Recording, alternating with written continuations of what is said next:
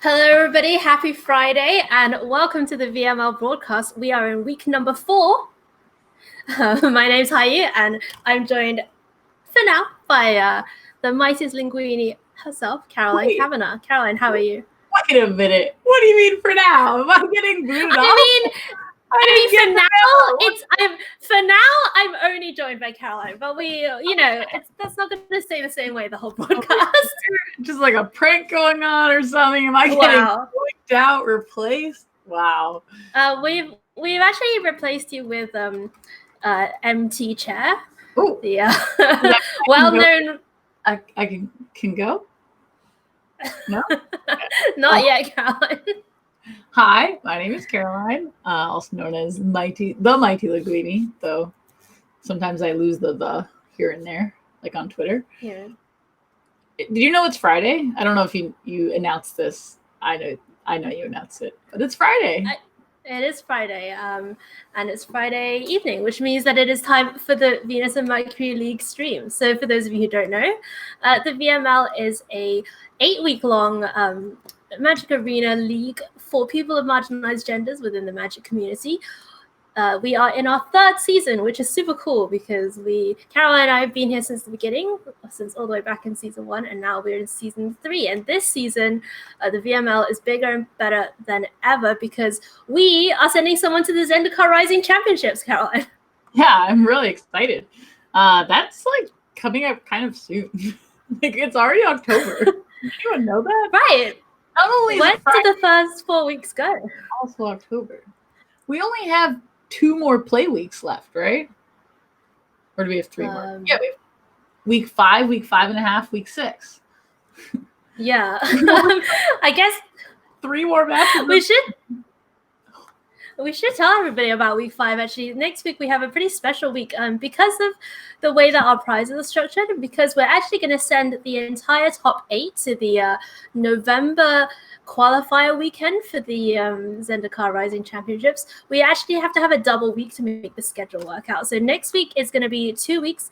There's still going to be a broadcast. The same as always. It's still going to be 4 matches, we think, but it's going to cover 2 whole weeks of league play instead of just the 1.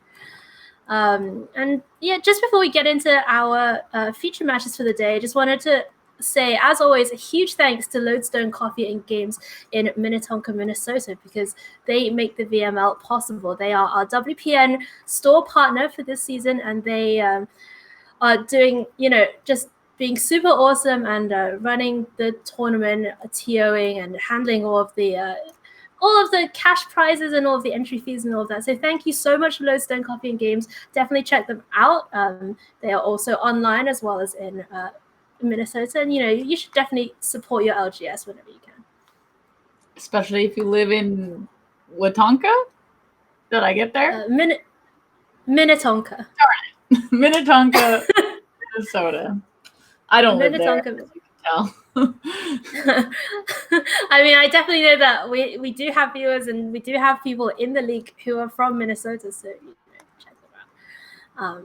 I bet that reveals my terrible knowledge of US geography. Someone's gonna say, "Hey, hi, like Minnesota's the size of England or something," and they have to be near each other.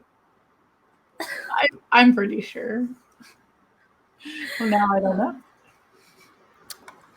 All right, so we have got 4 feature matches lined up for you today, and just like last week, we're going to have something pretty special on for the very last one. So when we get there, you'll find out, but we have got a very awesome special guest lined up to join myself and Caroline for the showcase match this week. I guess I can say since we announced it. So our special guest is going to be Skybills. Skybills is actually also a VML competitor. She's a Twitch partner, and she's been very heavily involved not only in Magic but in the speedrunning community. And we will get to, pick up reins on a few questions, get to know her a bit more, introduce her to the community, and we'll get to watch the final showcase match with Skybills later on as well. All right, Caroline, should we head down to some Magic? Yeah. I don't know if that's what you're here for, but it's definitely what I'm here for. I am not here for this, however. which is our metagame breakdown slide. So I just want to let us know, kind of what's happening. It's Friday in week 1, in quotations, of Standard. And week 1 meaning there was an announcement on Monday by Wizards of the Coast that did ban a card from Standard. That is Uro, the Titan's something? I don't even remember. Titan of Nature's Wrath. Thank you. And you will notice tonight that Uro may or may not make an appearance. And that is because we had a very tough decision to make, just as participants and also being involved in some of the decisions as well, that we had to just go as normal and have our deck list due Sunday evening in order to even just make our league work. So you will see tonight, it's no spoilers, you will see Uro around. That is because competitors had to submit deck lists last Sunday and then wake up to a banning announcement, which in this case was just Uro. I will say that doesn't mean that our decks are super different than the meta. I think the one thing that we're probably going to be missing is that Adventures Omnath deck. Other than that, honestly, banning Uro wasn't a huge impact on the meta to begin with. So hopefully the gameplay is still enjoyable. You still get to see a lot of Omnaths, I promise. If you're here for Omnath, it's going to be a good time. If you're here for other things, we'll see. Yeah. This week we had for those of you who don't know, every week we have Bloody Mess Jess write a deep dive article on the VML metagame, deck choices, even down to card choices and specific matchups. Those articles are super cool and you should check them out. But this week we named Jess's article Omnath Presence because it was just Omnath everywhere. You can see how huge of a slice of this pie chart it was. So this is our 3rd season. We've mentioned that a couple of times, and we've been doing metagame breakdown slides for almost all of season 2 and all of season 3 to date. And honestly, I think the last time we got anywhere close, though it was not in these numbers in any way, was Fires. Jeskai Fires was the closest we had to taking over the league in terms of best deck. There was, I think the week before it was banned, it was in the 50% played, which is not this. This is a whole Pac-Man of play. Backwards Pac-Man, but Pac-Man nonetheless. So it's concerning. I will say this is pre-ban, so maybe this Sunday we'll have different deck lists be submitted and maybe keep that Pac-Man a little smaller. We'll see. Yeah. It is a very hungry Pac-Man trying to gobble up all of the other decks there. We'll see whether the banning of Uro really has changed the metagame that much. Certainly on the ladder, I think we're seeing a little bit of difference, but yeah, you'll have to tune in next week to find out. So let's take you to our first feature match of the evening. This is going to be coming to you from Division 3 of the league. First up, we have got Jen Kratz. Jen is currently 2-1 in Division 3. Actually, I think both of these competitors are going to be 2-1 in Division 3. And Jen has brought, surprise, it's full color Omnath. Wait a minute, Earl, what you doing? What you doing over there? Jen has brought a somewhat of a more landfallsy focused build of full-color Omnath. We don't see any Terror of the Peaks. She does have a main deck Felidar Retreat and 2 Ugins. What stands out to you about this, Caroline? You just named them all. Okay, well, the things that stand out to me are the fact that she doesn't have Terror of the Peaks and that she has a main deck Felidar Retreat. Oh my goodness, sorry. But all joking aside, there were or are, or I don't know, it's hard to tell because right now there are in front of us 2 different types of Omnath decks. There are ones with Terror of the Peaks, which are very creature-based, and by very I just mean they add terrors. And then there are ones that work more in the versatile world, so they have a lot more fun ofs, and they're trying to outgrind their opponents in different ways. And you often see a main deck something that's either a counterspell or removal. So you see here that Jen has gone with main deck Thundering Rebukes, really good against aggro and also in the mirror because it does kill opposing Omnaths, which is nice.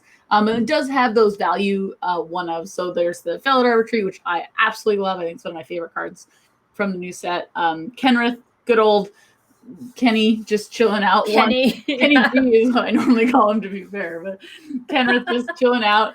And then Ugin is a fun of, but in this case, there's 2.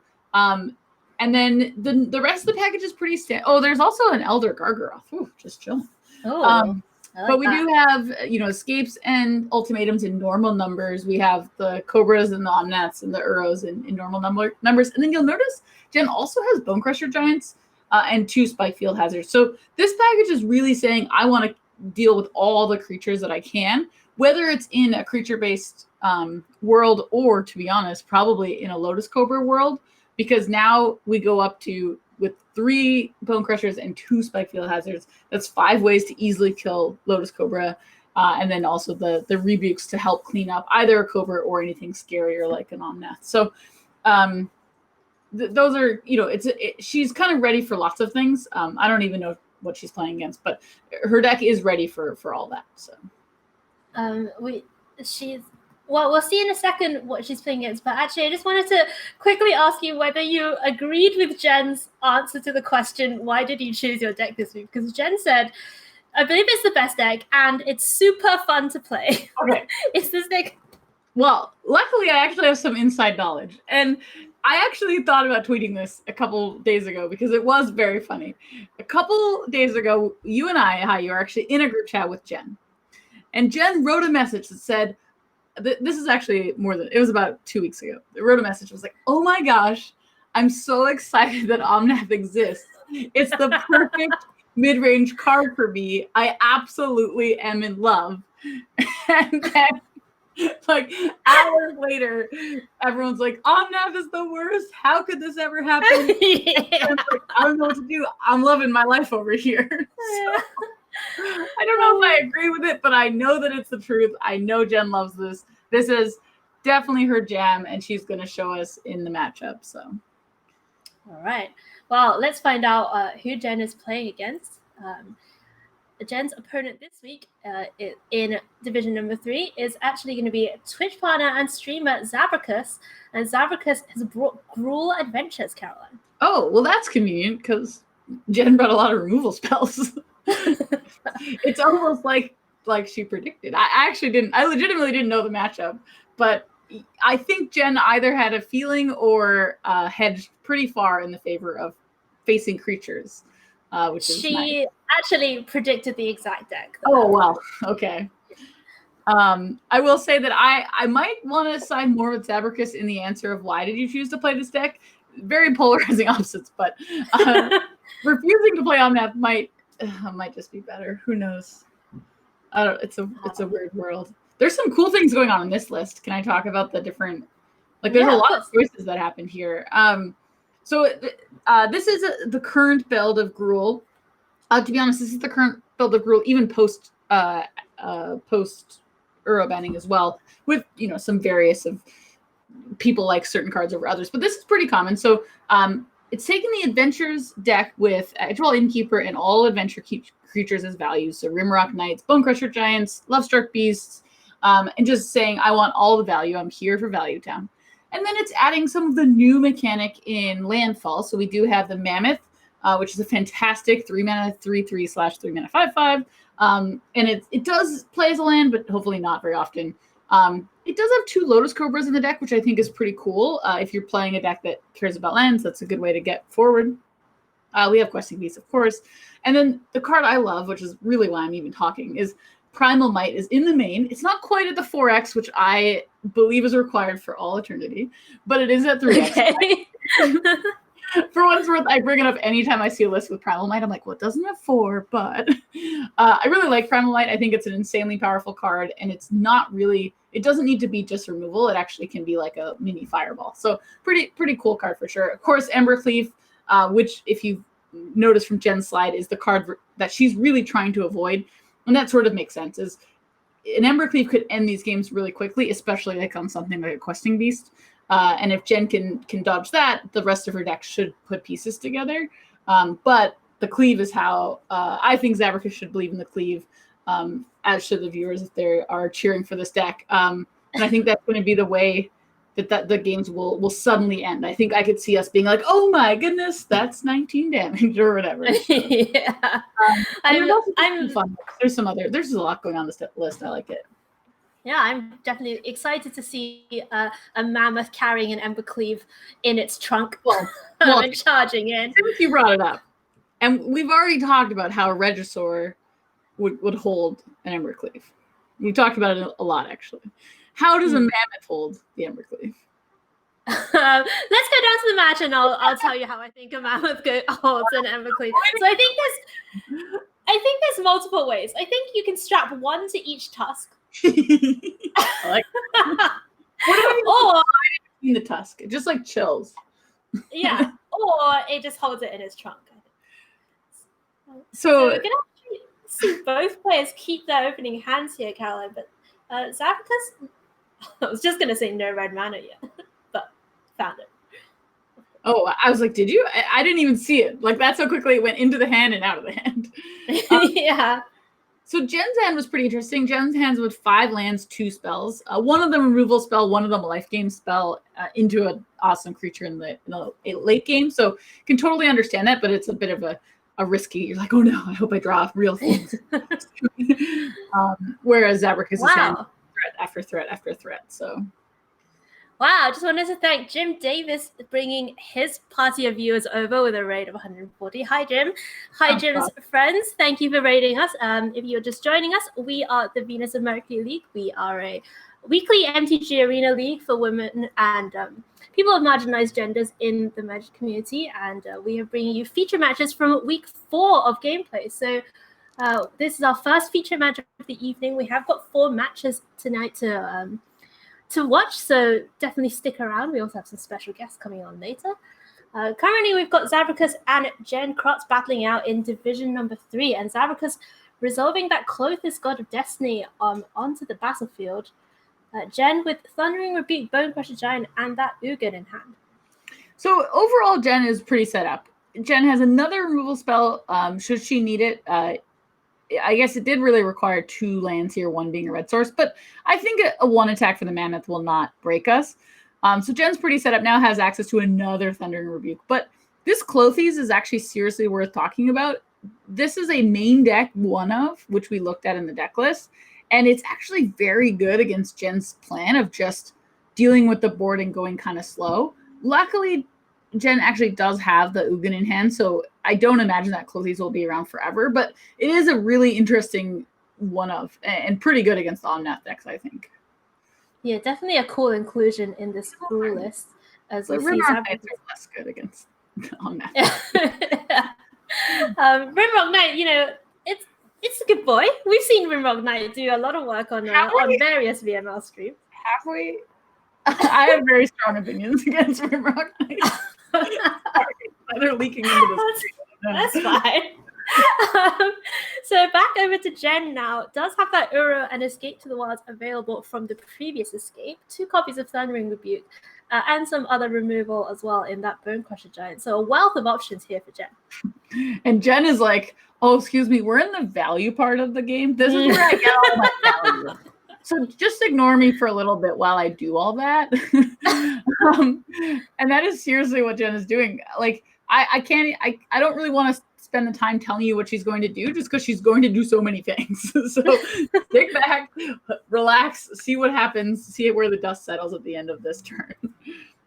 Yeah, I mean, I was going to say Jen is just driving this train and we're all on it, but it's possible that Omnath is actually the train driver. I don't know. Well, this Spike Field Hazard, for what it's worth, is why I said kind of out loud that Rimrock Knight is not fantastic against Omnath. It's not that it's, it's an okay body, whatever. But just accidentally having these Spike Field Hazards to deal with it is kind of frustrating, I'm sure, from the Gruul side. But that Spike Field Hazard probably wants a better target. Like maybe what we drew for turn. We'll see what Jen decides to do. She actually is going to use this Bone Crusher Giant to take out that Rimrock Knight first. And then we are going to see Zabricus develop out this Edgewall Innkeeper, and bet Jen wishes she still had that Spike Field Hazard up now.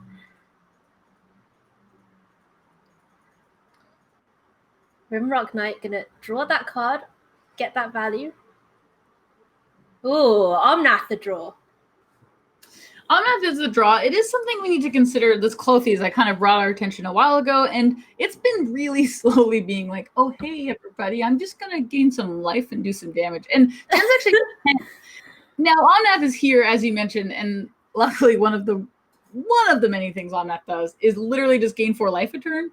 So I don't imagine Jen even feels the pressure, even though it's possibly sort of close to maybe Clothies taking over, but probably not.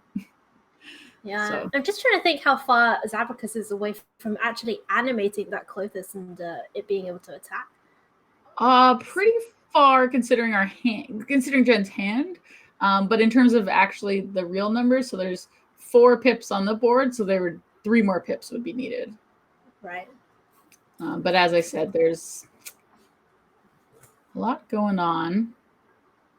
Well, Spikefield has it taking care of the 3/1 Rimrock Knight, and here comes Bone Crusher Giant as well. So this empty board, except for that Clothis for Zabricus now, as Jen passes the turn over with Omnath.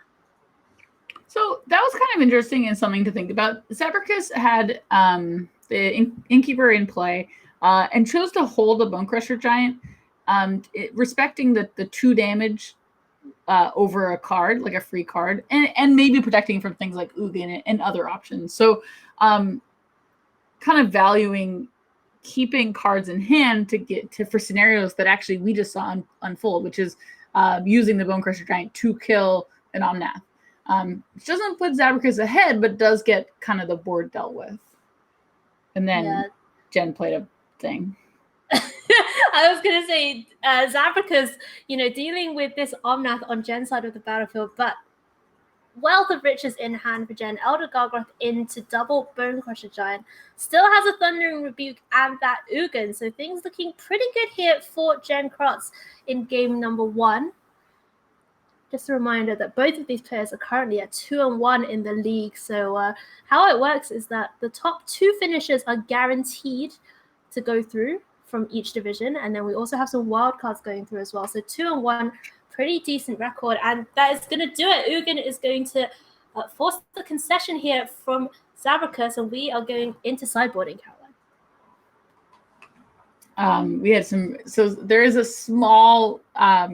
sync issue between the 2 videos, so you saw a small preview of Ugin being played and Zabricus immediately exploding, but just a tiny, we do take pre-recorded matches, so just so you know, one's not in the future or anything delayed like that. So looking at what Jen's up to, Jen's really honoring like, hey, my low to the ground removal strategy worked, which it did, and one of the ways to add even more things, including Storm's Wrath, is to say goodbye Genesis Ultimatum. Ugin stuck around because honestly, like an Ugin to clean up like a big thing like a Clothis could be pretty powerful. But that's Jen's strategy is just do more what I had in the main deck in post board games. So there wasn't a lot of thinking going on there. And the magic of recorded matches means that we can bring you both players sideboarding as well. Those Rimrock Knights going straight out there, Caroline. Don't worry. That's what I do with them too. Get out. They are needed. Like the deck does need your adventure creatures. Like you have an Edgewell Innkeeping. You have to have them. But boy, do you feel bad. Sometimes you're just like, okay, bye-bye. See you later. So it looks like Zabricus kept, though unfortunately I didn't get to see too much of what it was. But I'm going to tell you it had lands and spells. How does that feel?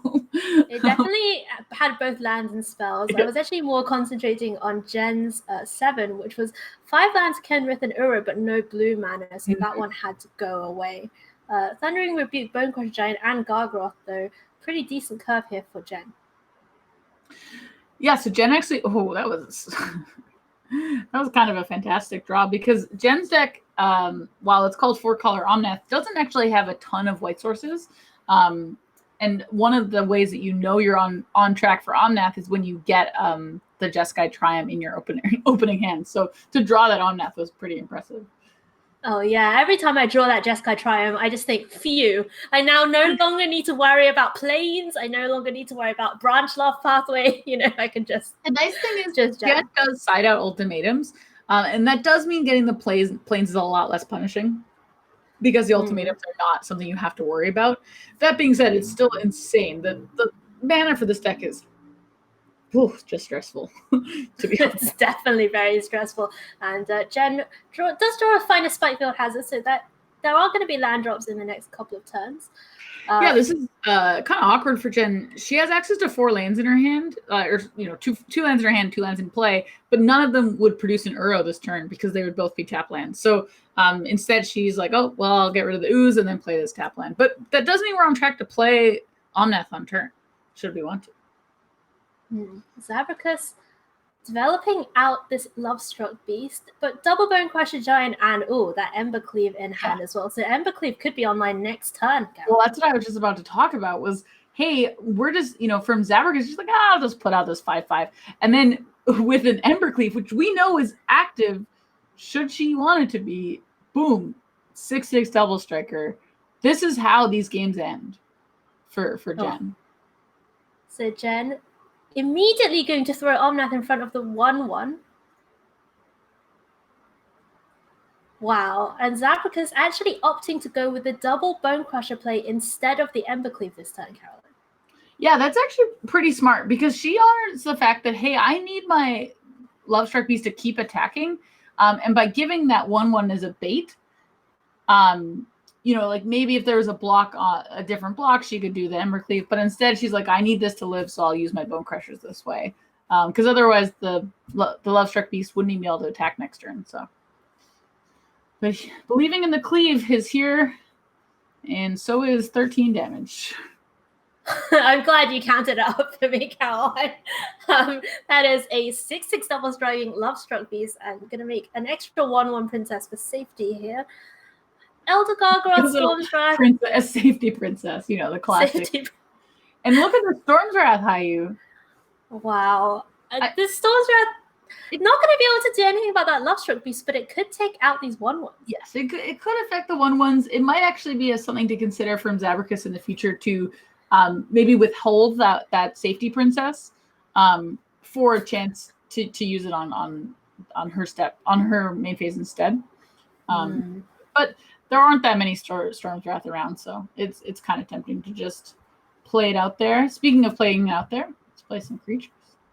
Yeah, Bonecrusher Giant hitting the battlefield, and Zabricus gonna actually use the mana to equip the Embercleave. And I have to say, Zabricus, she could have saved that 1/1, but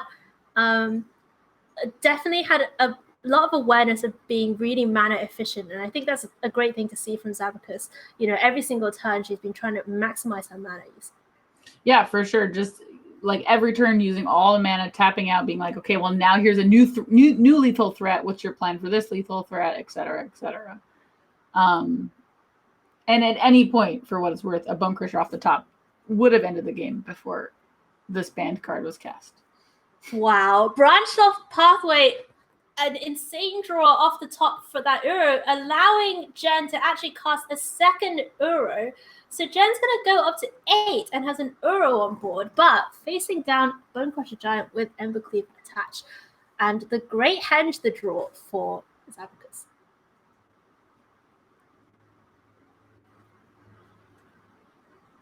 Jen down to a precarious 4 in this game number 2. The Great Henge is actually a fantastic draw because Zabricus has a lethal threat each turn. With another Bonecrusher Giant, we still have some Lovestruck Beast to cast, etc. But now this Great Henge is like, hey, here's my lethal threat, and while you're dealing with it, I'm gonna just draw some cards. So let me know when you're done. But luckily, is not done because she has like 47 cards in her hand. So. Yeah, we are not used to seeing these Omnath decks run out of things to do because there's just so many ways that they can draw 5 cards or put 5 things on the battlefield. And here we go. Here's some of them. Let's put some things on the battlefield. One of the things that Jen's deck does pretty well is by having these main deck Bonecrushers or have access, to the Bonecrushers total, they make a good removal spell for Zabricus's early things, but then they also just make good bodies. And they're not great against an Embercleave situation, but in general, they kind of do double duty. And you can tell, like, Jen just has them ready and waiting for when she needs them. However, after all I said of Jen doing all these things, Jen is still at 4 life. Yeah, and we are going to have another 6-power double striking trampler coming over at next turn. And this Lotus Cobra, not blocking very well. Just saying. doesn't really do the blocking duty. But that's not its job, Caroline. I know. It's just a little snake sat there, getting its mana on. Okay. So Jen obviously saw this, and it's tough. Literally, she had access like 27,000 cards. So basically, Jen was setting up a turn where she gained some life because she wants to double Bone Crusher a Bone Crusher, which would involve her needing 4 life. So what she's dodging now is a 1/1. Because a 1/1 would immediately end this game. Oh, Primal Might. Does that do anything? No, because the Lovestruck Beast can't attack. Clothis off the top as well. Yeah, Clothis able to burn Jen for 2, and it's a creature. Oh, because of... and a Robber of the Rich, a haste creature off the top as well. For Zabricus. That one's still not... That doesn't do it yet because of Lotus Cobra, while not great at blocking many things, is great at blocking a Robber of the Rich. Wait, can we go... Oh, I lied. Because Zabricus can use that Primal Might, right? We can. I just don't know if we want to. It's tough. Like, the Primal Might's going to be really good next turn, whereas we're only getting 2 damage this turn with the Robber. Oh, no, I like this because Clothes is now lethal on upkeep. Yes. Yes. So this is Zabricus saying, hey, Jen, Ugin, or let's go to game 3. Oh, it gets a counter. Oh, my God. It gets a counter from the Great Henge. So, oh, my God. That Robber of the Rich actually coming in for lethal damage, taking us to Decider here. I was like, wait a minute. Where did that counter come from? Of course, Great Henge. So I did actually say kind of early on, I was like, wow, this Great Henge isn't a great draw, because what it allowed Zabricus to do is every threat became a threat plus a card. And look at that turn. That turn was like 5 things. That was crazy. Wow. That's good. I'm really impressed with this Gruul deck and how it managed to navigate that pretty sticky situation. Never really finished the deal. A little. I love it. All right, looking at the opening hands here in game number 3, Zabricus has got Robber of the Rich and Lovestruck Beast and Questing Beast, all the beasts, as the threats, as well as that key card, Embercleave, that we said was a card to watch in this very matchup. Jen, Spikehill has a Thundering Rebuke, Wilt, Escape, and Ugin. What a hand. So Jen actually, her hand right now is very similar to her mulligan in game 2, but she actually put Wilt on the bottom, and Wilt is a really stressful card in this matchup because it really has one target. I guess the Great Henge is target number 2, but in reality, it's really there for Embercleave, and it's tough to keep a hand like that in your opener, a card like that in your opener. In this case, Wilt was a bonus in this already great hand, and hopefully, it could come into play here, but Zabricus could also just play differently. It's pretty interesting. Wilt is a really tricky card in a matchup like this. So Zabricus does find a Robber of the Rich on turn number 3. That's going to come in.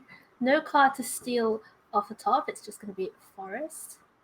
And wow, Jen's actually going to cycle away that Wilt. Jen's really valuing the fact that she didn't hit her 4th land on turn.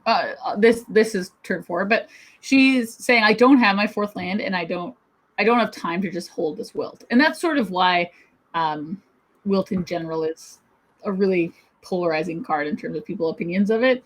And it's because sometimes it's just like, oh my gosh, I need to cycle it. So, but we have some removal spells here for Jen. Yeah. Jen passes the turn back, has Spikefield Hazard and Bone Crusher Giant available in Zabricus' turn. Looking over at Zabricus' hand, though, I'm expecting to see this big Questing Beast. I don't know about you, Caroline, but I have lost many, many a game of Magic to the legendary from Throne of Eldraine. I know that I have attempted to read the card a couple times. How's that gone for you? Oh, not well. But fortunately for me, the Questing Beast is often on my side and has fared me quite well. I do like, ooh. Oh. So this Okay. this is tough. So we play the Omnath here, and we can gain the 4 life with the Spike Field Hazard, because we've been kind of chilling with that one. Like it's a good spell, but also it's a land. So that means I started this point before we drew another Omnath. We could, in theory, trade with the Questing Beast now and play another Omnath, but none of that happened anyway. So, but we have this Thundering Rebuke, so the Questing Beast will eventually be dealt with. The situation here was like, well, I want to play my 4 mana spell instead of my 2 mana spell. It was really the best choice there. So Jen, once again, valuing value, as it were, over taking care of maybe all of these threats on the board. We see a big escape now finds Uro a couple of lands, Spikefield Hazard, and Storm's Wrath. We're actually in a bit of trouble because we have perfect information, so we can kind of work with what we know. Jen has to deal with 2 creatures on this turn, and she only has 2 mana. So she's going to deal with the Rebuke and pass, I assume, unless I'm missing a land drop. But I think that actually means that Zabracus just has lethal, unless I'm miscounting. No, I believe you're right, because Jen didn't. That was the 2 land drops for the turn. And then here we go. Here is the big Ember Cleave, and that is going to do it. That's lethal for Zabracus, and Gruul Adventures taking down 4-color Omnath. And that's exactly what you said, how you both, highlighting that card to watch. And that card is Ember Cleave. That game goes so different if that turn is attack for 6, and then we have Omnath and land drops and Spike Field Hazard, and boom, we're back in the game. But Ember Cleave's like, oh no, excuse me, here's 7 damage you didn't account for. Did I do that right? No, I think it's only 6 damage. It was a lot. Anyway, it was super lethal. Yeah, that was a really interesting matchup. Just when Jen got, the green light to just, hey, go to Value Town. We'll just wait for you here with our green creatures, like she did in game 1. That was, easy for her to play all these spells and accrue all this value. But in games 2 and 3, the pressure was just too much. Her life total was just being pushed and pushed and pushed. And even that turn where she cast the Escape to the Wilds, a great value card, wasn't enough to kind of stabilize her for that next turn. Well, great stuff and very well played by both players. So Zabracus is now going to advance to 3-1 in her division. So, congratulations to her making a really good stand now, getting herself in line for those playoff spots. We have got more feature matches, though, to come. And this is going to be a fun one, Caroline. This is going to be from division number 1. Let's go down to the first competitor's deck list, and it's Emma Handy. So Emma this week has brought 4-color Omnath. No surprise here for Emma. Wait, usually, didn't you tell me this was going to be a fun one? Yeah, it's fun. Jen thinks it's fun. Yeah, we covered that. I actually can't guarantee how fun this one's going to be, but I can tell you that it's 2 very awesome competitors from division number 1. Both of them also at 2-1. So first up, we have got Emma Handy on 4-color Omnath. And what do you tell us about this build? So I did kind of set the scene for you that there are 2 different versions floating out there: Terror of the Peaks, non-Terror of the Peaks. This version kind of takes that idea and says, well, actually, and it has exactly 1 Terror and exactly 1 Kenrith.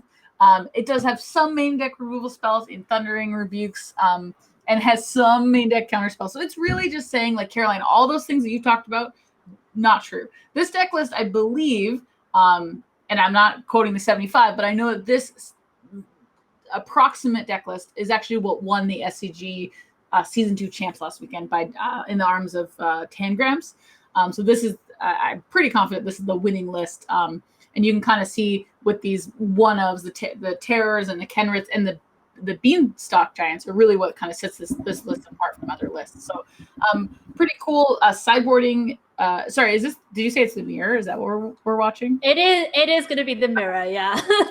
Bit of a spoiler, but it is going to be the mirror. And you're right, it is Tangram's list because Emma actually tweeted earlier on this week saying, in Tangrams, I trust. So nice. It is that. So I wanted to quickly highlight just from Emma's list, just to think about it while we're here. Emma has, what's the sideboard? Felidar Retreat in the sideboard. And that's going to be really key. And it's really key because you're going to go back to this list for our opponent, which you can introduce now. Sorry. There we go. You can introduce Hayu, and then I'll talk about Felidar Retreat. Okay, so on the other side of the battlefield, we've got Jana Amari. Jana Amari, of course, is very well-known and popular Twitch streamer. And Jana this week has brought full-color Omnath as well, but a very, very different build to what Emma brought. Yeah, there's going to be a heck of a lot of cards in common for a different build, but yes, I mean, in the 8 flex slots, they're very different. They're different. So it's important to know that Tangram's list did come from a tournament. In a tournament, you can't just go all in one matchup. Whereas Jana's list is saying, oh, but I can, and I did, and I'm going all in the mirror. And so you're going to see 2 major things in this list. One, there are 4, count them up, 4 Confounding Conundrums in the main deck. I know that is a very polarizing card. I know that both Hayu and I kind of agree that it's, unless you have 3 or 4 going on in the battlefield, it's not that effective. But here it is. It's a pretty powerful, don't play any extra lands card. And then Felidar Retreat, which I highlighted in Emma's sideboard because I wanted to show that both players have access to it, but Jenna's going to have it in the main deck. And I think that this card is really good in the mirror because often resources are exchanged back and forth. And if all the dust settles and all you have to do is play lands to just get an advantage over your opponent, that has to be better than just waiting with your counter spell or waiting with your removal spell. So I find this card very powerful, specifically in the mirror. And Jenna also has 4 Spike Field Hazards. So it's like Lotus, Cobra, you're done. Game over. You're done. I just want to highlight for our viewers who maybe joined us from the raid or, joining us for the first time that in the VML, we have open deck lists every single week. And what happens is that you can actually look at, because you know who your opponent is going to be in the next week, you can actually go back and look at every single deck that they've submitted and try and make your predictions about what they're going to bring this week. And this week, we didn't know that Omnath was obviously a huge part of the metagame, but Jana was able to actually go back through Emma's lists and see every single list she brought and thought, okay, Emma brings the best deck every week or brought a ramp deck last week, is something else that Jana, I think, definitely noticed, and said, okay, I'm going to hedge all in. I knew Emma was going to play 4 color. That's what Jana said when we asked her about this matchup. And I think that's just one of the unique and very cool features of the VML is this game where you kind of think, well, what's my opponent likely to bring? Are they going to know that they're likely to bring that and therefore try and wrong foot me by bringing a different deck? Or how am I going to tune my particular build to beat their particular build? And this is the result where you can see these 4 Confounding Conundrums, 4 Spike Field Hazards, and as you were saying, Caroline. Yeah, it's pretty interesting. I actually think looking back at what I believe Emma played, I'm surprised at the confidence of Emma was going to play 4 colors, because one thing I've noticed from Emma's list is they've all been great, but they have not all been meta and exactly the same. So I'm pretty interested to see how Jana got here. It was a pretty good spike call, I think. So actually, yeah, I mean, we'll talk about it a little bit later on, but Emma actually pioneered the 4 color adventures list on the VML a couple of weeks ago. That's what I was thinking about. I'm like, wasn't that last week? Maybe not my week, but yeah, that's pretty cool. Want to watch some magic? Yeah, let's go down to the match. All right, looks like we are watching with Emma Handy on the bottom half of your screen and Jana on top. Jana's going to keep her Emma has a hand that if you play the Omnath deck enough, you will see this hand a lot. And it's 2 really good cards, 5 lands, and thinking, I should keep this. And then it's really tough because there are going to be draws from your opponent that will just blow you out of the water, and there's other draws that will be like, oh, sweet, this worked out. But it's a really tough call for that one. Yeah, Emma deciding to throw that one back, trying to find some earlier plays, finds a 6 that she has kept, but no green mana, Caroline. Yeah, I was like, wait, Lotus Cobra, come back. But then, yeah, I realized very quickly we don't have access to green. And unfortunately, we actually have a lot of green cards in our hand, including this extra Escape the Wilds. But not to steal your job, Hayu, we found the green mana. Well, Catch Your Triumph on turn number 2 for Emma handy. Looking at Jana's hand, does have the Omnath as well as a couple of copies of Escape of her own and that Spikefield Hazard.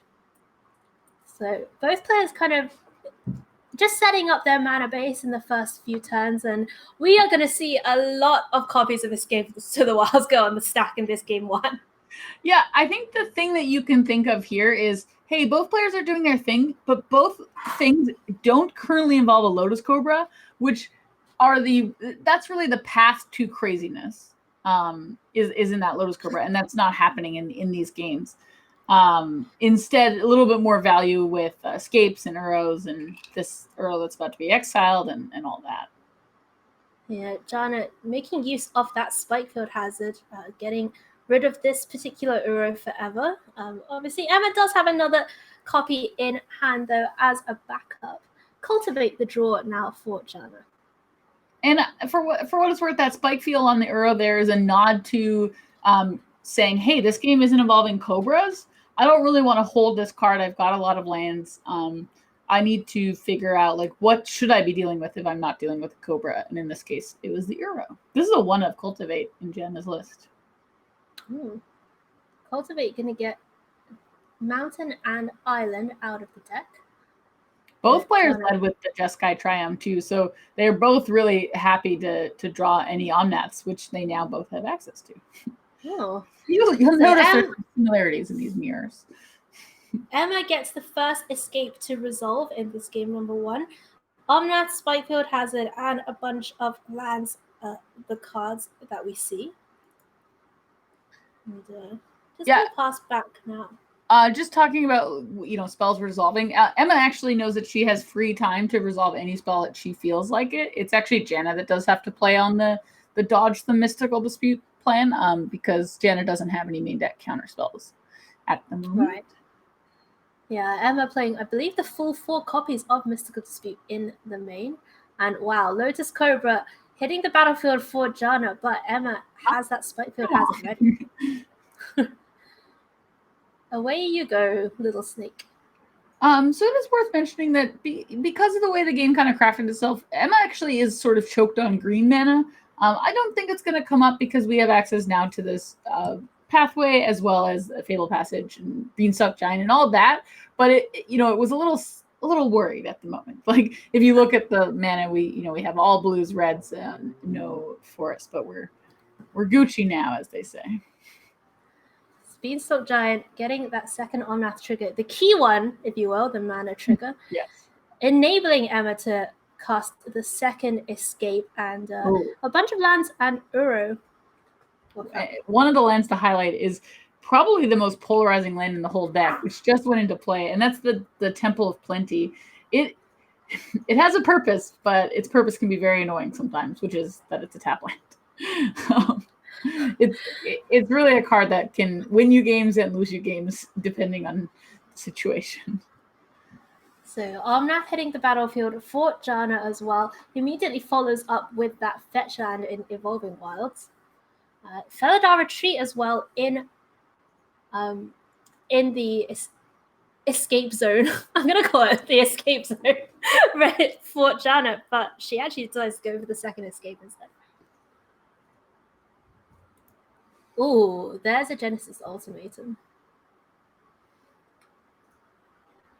Unfortunately, we did a lot of things this turn. Unfortunately, we did a lot of things this turn, so no ultimatums being cast yet, to my knowledge, but who knows? The deck can do crazier things have happened. crazier things have happened indeed. And we see the first copy of Confounding Conundrum now hit the battlefield for Jana, the pre-sideboarded card, if you will, coming out of her deck. Emma kept the Sundering Rebuke on top from that scry off the controversial temple. So why is it so controversial, Carolyn? It's not. It's the card itself is fine. It's that a tap land in a deck like this that's already playing a bunch of triomes is really rough. So there are definitely turns that players have reported like, oh my god, it's turn 5 and I draw the 5th land and it's the temple. So it's just very memorable when you miss off that land. And it's less memorable when you play it early and it does not, like it does the thing it's supposed to do. That's sort of what I meant by controversial. It just had a lot of emotion behind it. All right, so Emma sequencing out her turn carefully here. And Caroline, people talk about the power of this deck, but I think something that doesn't get talked about enough is just how important it is to sequence your plays correctly. It's like this is the second time we watched Omnath tonight, and Jen was doing a lot of things, and eventually it became clear what Jen's plays were. And here it's the same with Emma. Emma's going to take a ton of game actions, and eventually I'll let you know what they are and how what they did, because there's so many options, and Emma clearly has a plan. You can tell by early on there was a tapping of the plains done that indicated, hey, I know what this land is doing this game, and it's not being a plains. Like there's so much to think about that I just have to let the players show you what they're thinking, to be honest. Well, this temple not being brought back up for the scry value is probably pretty cool, to be honest. It's probably annoying as hell. But I will say you cannot cycle that the triumph in the escape zone as you deemed it.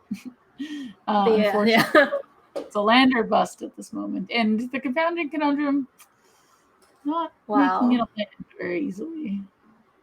So second copy of Escape cast by Emma.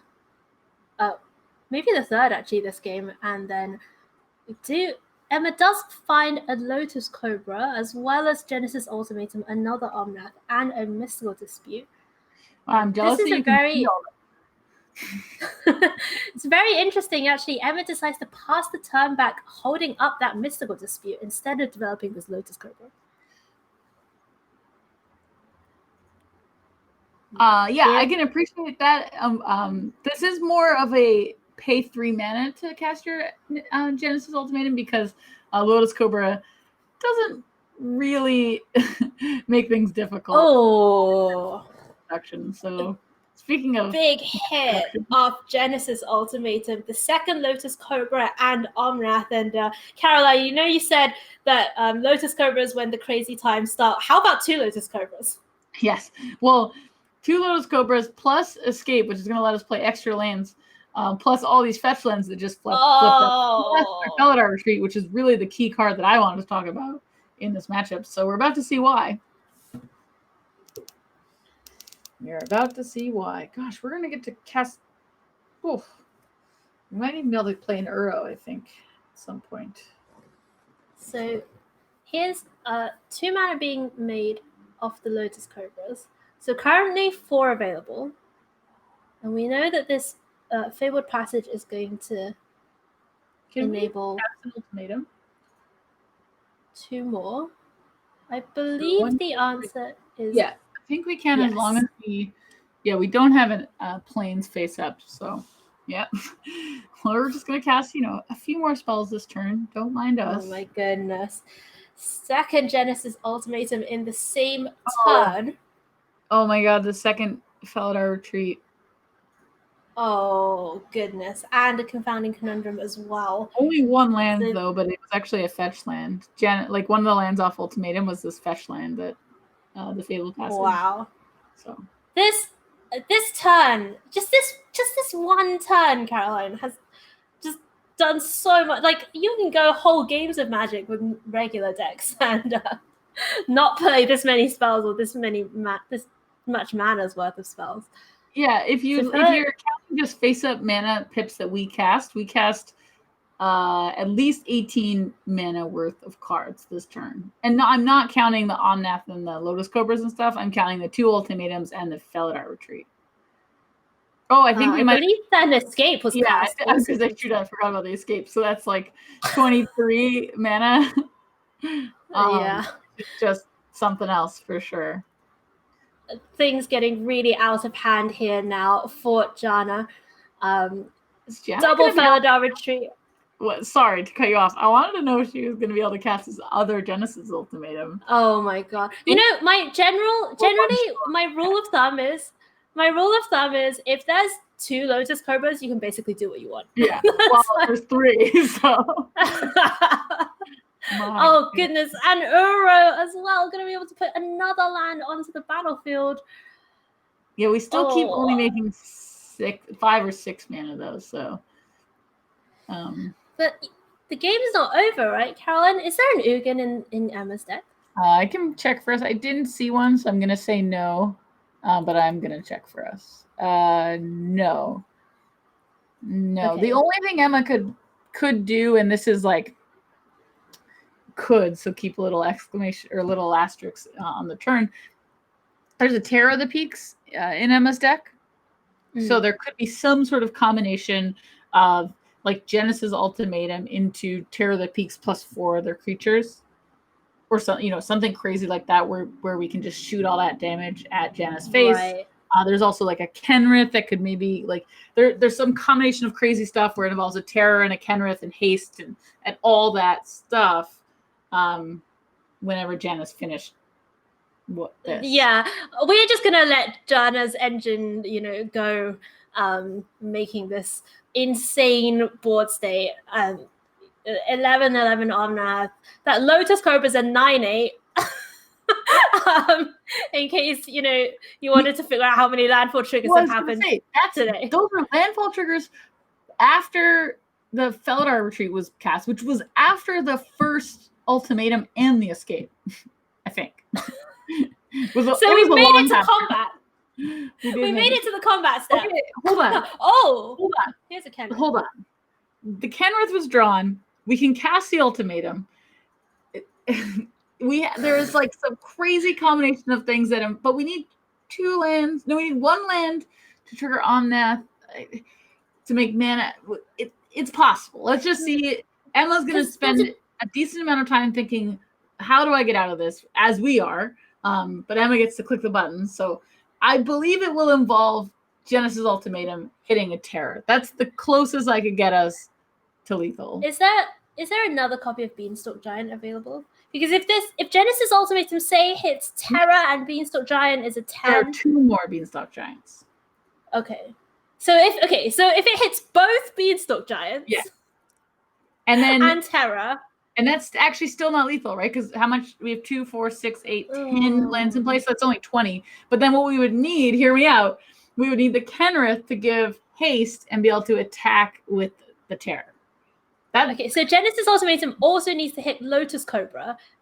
And no, just 1 land. It just needs to hit 1 land because we can play land from our hand to trigger Omnath. Oh, yeah. Okay. Let's go.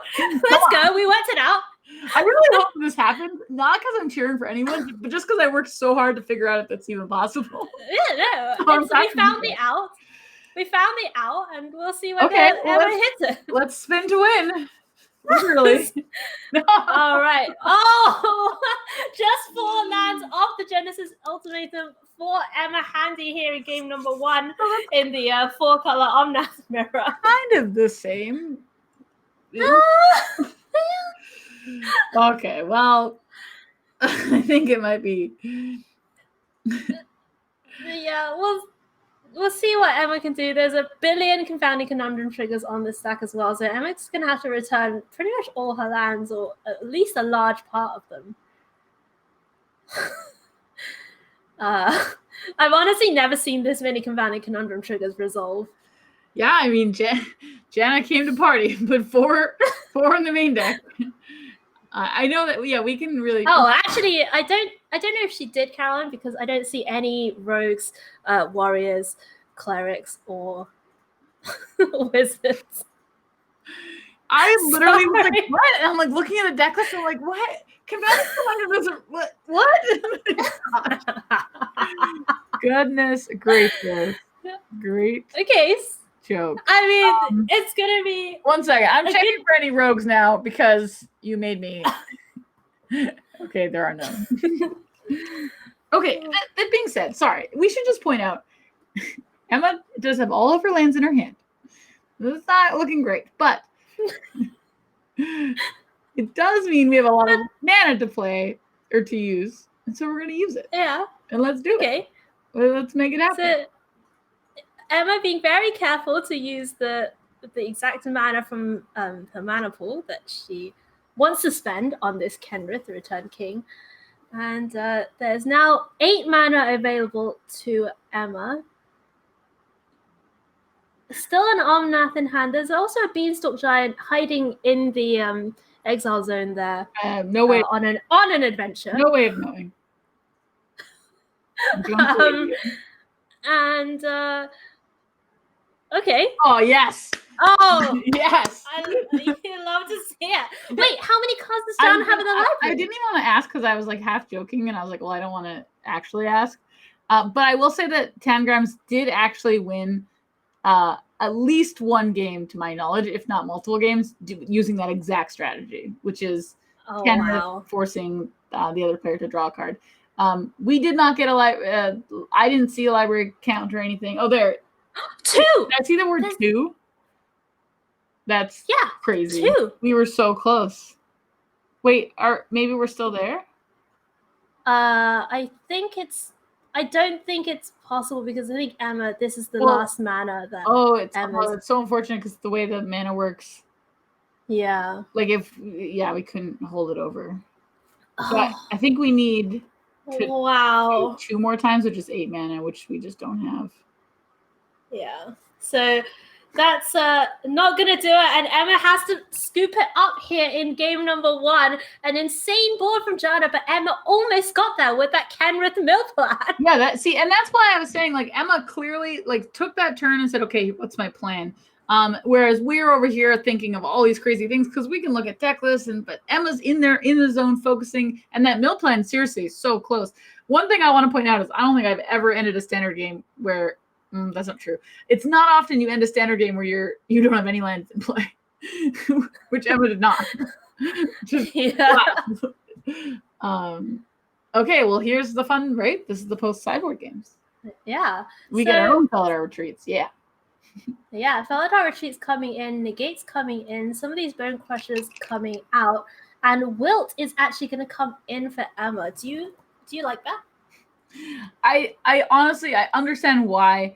I have such a polarizing opinion on Wilt. It's so rough. The only target in this whole deck is Felidar Retreat. So you are respecting the fact that, hey, I have to deal with that, which we saw you do have to deal with it. Oh, I guess Confounding Conundrum is a target too. My apologies. Yeah, but it's still. But there aren't a lot. There are not a lot. But it is still you need to deal with it somehow. You can't just let it. Like you can see, you just can't let it go. Yeah. Wow, you came across very frozen there for a second. My camera we are gonna. We're gonna see both players take a mulligan to 6 in game number 2. Emma Handy with Genesis Ultimatum, Escape Lotus Cobra that has just hit the battlefield, and Kenny G the draw. Jana has got Lotus Cobra into Omnath, the big 1-2 punch. And if we were writing down notes from last game, no Lotus Cobras around until kind of the crazy combo turns. And this game is both Lotus Cobras around and looking at both players' hands are sticking around. And in this case, because we had the tap land and no Omnath, because Emma had the tap land and no Omnath, Jana had the first opportunity to use that mana to cast Omnath, but chose not to. So back over to Emma now. Does have a mana for this escape and just casts it. Is not worried about the counter spell. Wow, this is actually going to work out so well for Emma. So Emma casts the escape, gets the lands. The fetch land is going to let her get a red mana now. Boom, deal with Lotus Cobra. And then should she need it, she'll have access to a blue mana for the Mystical Dispute in our hand. Wow. you know, if Janet decides now's the time, which it And is. she does. Yeah, That was- hitting the stack. Yeah, I think that was going to work out no matter what, because Emma could have, it didn't have to be the fetch land for what it's worth. That any land would have given red, now blue later. But this gave a little bit of like a, hey, do I have it? like I have it. I kind of more like sus. A bit more sus this way. So definitely in the clear Wow. for Genesis Ultimatum here. Yeah. That's Donna tapped out. Yeah. Well, Hema has somehow has ended up with a decent amount of ultimatums that have flipped a lot of lands. This Well, one's less punishing. This Lotus Cobra is going to make a ton of mana here. The 3 lands hitting the battlefield. That Evolving Wild's available as well. Emma has that Kenrith in hand ready to go if she decides to put more pressure on. Yeah, and I think Emma's instead just chilling. Just say, hey, I have this negate in hand and I have another ultimatum ready to go. And my opponent has 4 lands in play. So your go. Wow. Jana cycling away a Triumph, but only finding Spikefield Hazard. Pretty flooded out here for Jana Amari in game number 2. But, we did see Jana take down game number 1 against Emma. Let's see what the Emma chooses to fight over this Lotus Cobra. Yeah, I think she's just quickly checking if she can negate it and still Genesis Ultimatum. And she can check because I'm just going to assume that you can. 10 lands available for Emma, so I believe the answer is yes to your question. Perfect. Great. Especially with that Evolving Wilds out on the battlefield. Yeah, and I like protecting our Cobra here because the ultimatum, potentially, if that's where we're choosing to go this turn, can lead us into even more spells that we can cast because we had the Cobra around. If we didn't have the Cobra around, the ultimatum maybe sometimes is kind of a okay, I'm done. Keep going. So the Cobra is definitely part of our continued loop, if you want to use that word. But Emma had a choice here now, and it's not as simple as ultimatum.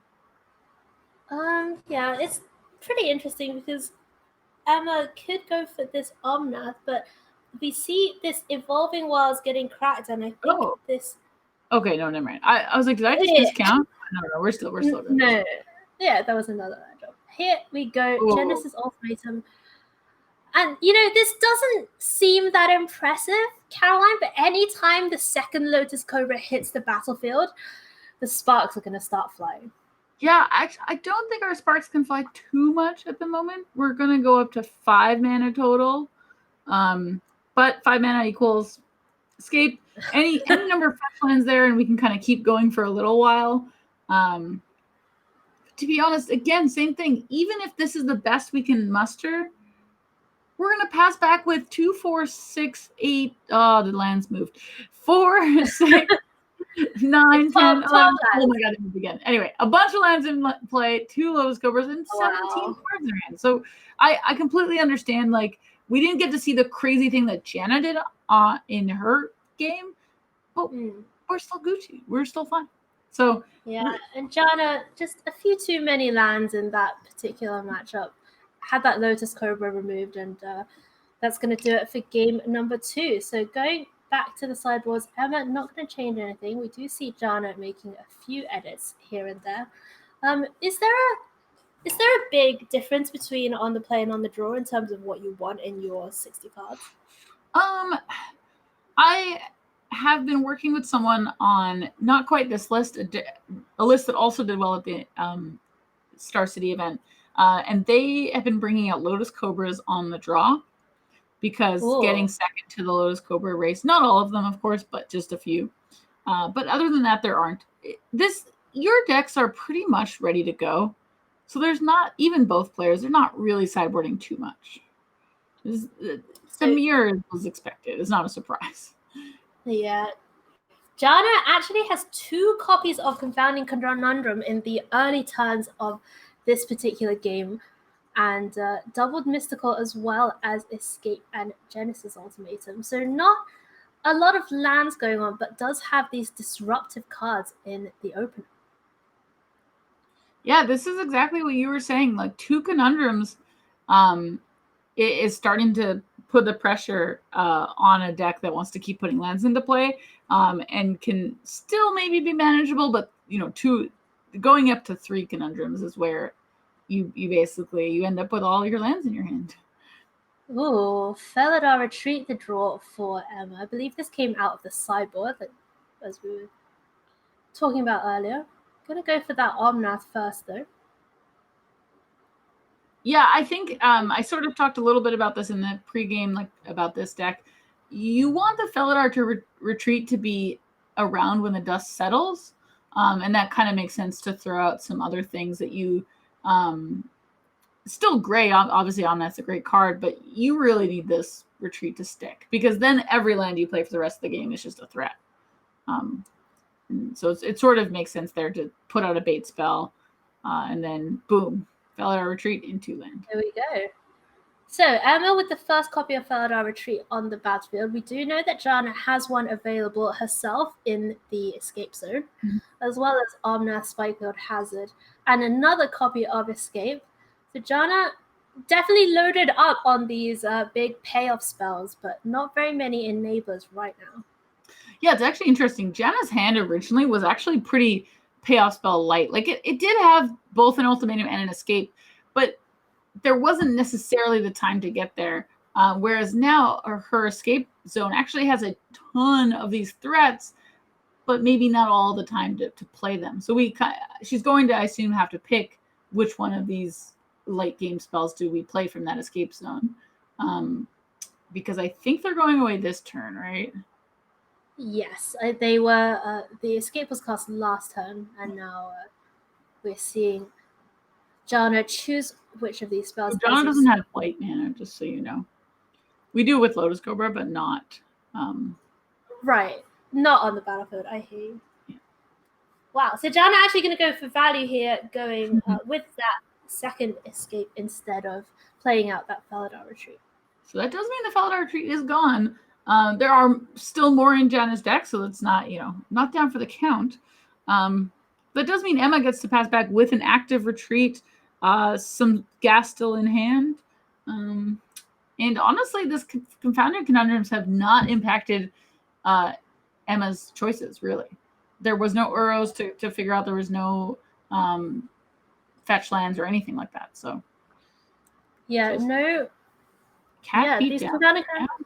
Well, they've cycled themselves. They've drawn a couple of cards for Jana, but as you say, Emma hasn't even found a fetch land or a Fabled Passive or an Evolving Wilds this game yet.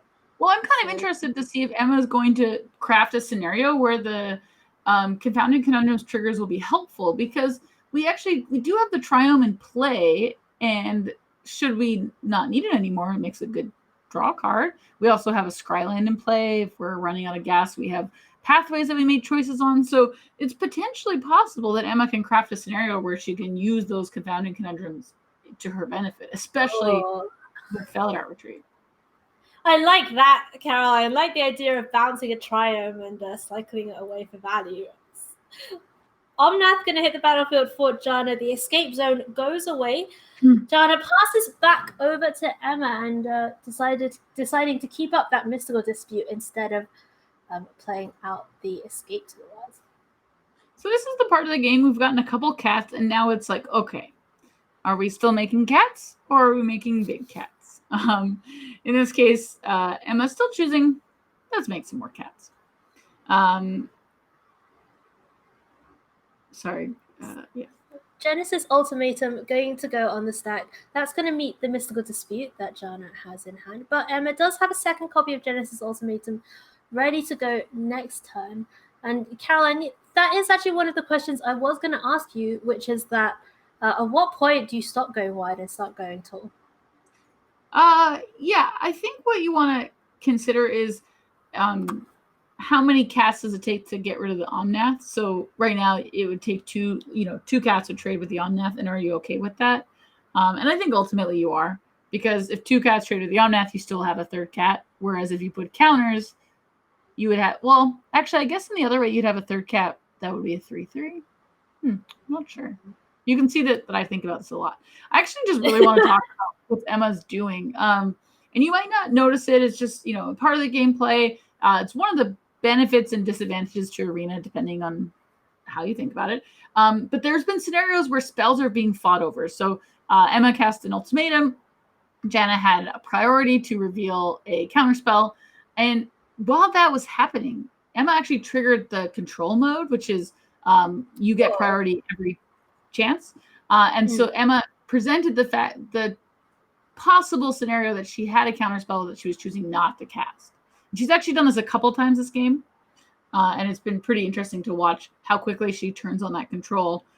Just to, send some signals over to Janna. Not giving perfect information over here. And here we go. Trying again for our second ultimatum. Yeah. Unfortunately, Mystical Dispute in hand for Janna does have a negate as well. So that second Genesis ultimatum is also going to get countered. And Emma just left with Uro Titan of Nature's Wrath in hand, as well as this cat beast army going on. And for what it's worth, I think now that Janna also has a Felidar retreat, our cats need to go. They need to get big. we need to go up. Yeah. Especially when you do look at hands, and Emma unfortunately doesn't have one, and Janna has kind of a lot of cards in hand. So it's no longer time for our cats to just meow around. Meow around.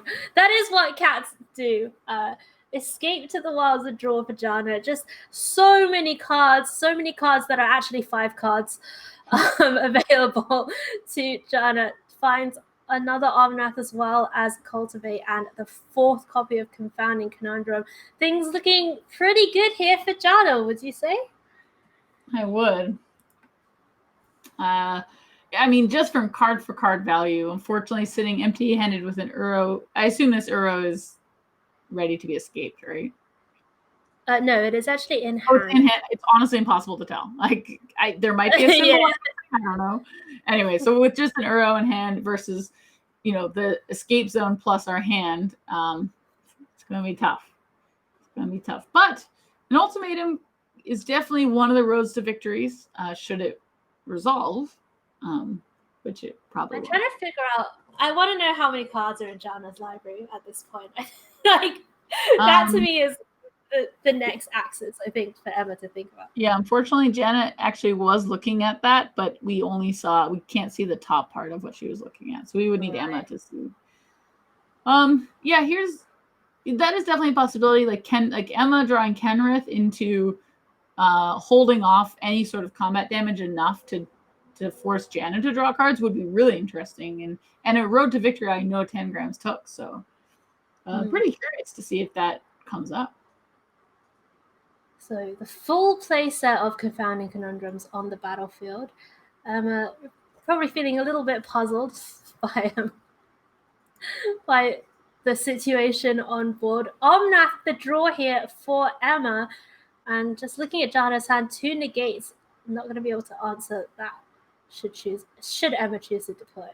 Emma's also doing something here that if you ever want to pick up the 4-color Omnath deck, you should really pay attention to. And that's tapping that plains whenever you possibly can. And just being aware, what is this plains doing for me this turn? Sometimes you'll need it for Omnath, sometimes you won't. In this case, Emma didn't. And so she recognized, hey, I don't want to end a sequence. Look exactly how important this was. She didn't want to end a sequence where plains was up and she just had this Mystical Dispute in her hand. So very heads up and definitely worth noting should you choose to play with the deck. Okay, so Emma does get that Omnath on the battlefield. The cats are now 4/4s, but both players' cats at parity. Back over to Janna now, who finds Lotus Cobra, and we're going to see another big escape to the wilds here out of Janna. Okay, well, now I need to know. How many cards does Janna have? Emma. Oh, that library is looking thin. It does. The visual aspects they're not the most reliable, but it is definitely not a normal library. It is showing you that something is different. Right. We can see Graveyard and we can see Exile whenever Janna hovers, but we can't see the other one, unfortunately. But it's close. It's close. And this is one of the things, Caroline, about these non-terror builds, which is sick. Did I see 6? Was it 6? I think it was either 5 or 6. So okay. So we think this Genesis Ultimatum not able to be cast. Yeah, yeah, risking a so lot of Kenrith off the top is seriously it's game over for Emma. Like Emma can just have Jana draw a couple cards and chump for a couple turns, and that would be enough. But Emma has, I think, only one Kenrith, so. Oh, but this Kenrith for Jana. Yeah, Jana finds her own copy of Kenny G, the Returned King. That Omnath is a 7/7, and all of the army, pretty big right now, is going to get haste, and it looks like Jana's actually going to maybe make a big attack here. Yeah, I mean, Jana's on a clock. If it's 5 or 6, I can't remember which number was which. That's a clock. You got to figure out, like, how many cards do I have before I don't have any more cards in my hand. Wow. And sorry, I just want to cover this. The draw for Emma, I have no idea if it's enough because of Jana's Kenrith, but Jana is holding 2 negates, and Kenrith is not. Wait, Kenrith not is negatable. I was like, wait, not where am I going? So interesting for sure. All right. Well, we'll see if Emma can do it after this big combat step, or maybe not so big combat step, just only 10 power coming across from Jana's side of the battlefield. Emma's still at 23 life, so not really in danger just yet, although, you know, that those 2 Felidar retreats do represent a lot of +1/+1 counters on the team. Yeah, and the thing to notice, Jana actually just has 2 lands locked up in hand. So the team's getting +1/+1 each next turn. Ooh. Okay, we have to fire it off. Okay, escape to the wilds. Unfortunately, Emma. Oh yeah, we did know about this. Unfortunately, hitting Kenrith there, I think, wouldn't draw enough cards, but I'm not sure. It's tough. Like I think it would only be 1 or maybe 2 cards at most that Emma could make Jana draw if she had hit that Kenrith. No Kenrith, however, means that. So, Jana is looking at some sort of activation on Kenrith. Okay, so we're putting counters.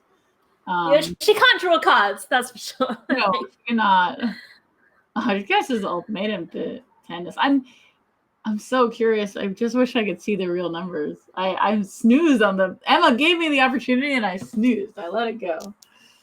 We think it's 5 now. But yeah, it's either 5 or possibly 4. Yeah, possibly 4. All right, so let's have a look at. This ultimatum, by the way, can get cast, right? Because don't the cards go? You can choose to put them on the bottom, or no? No, you can choose them to put in your hand. Oh. You can choose to put them in your hand or on the battlefield. You cannot choose to go to the bottom. Don't guess that one. Yeah, you know, that Genesis Ultimatum definitely dead.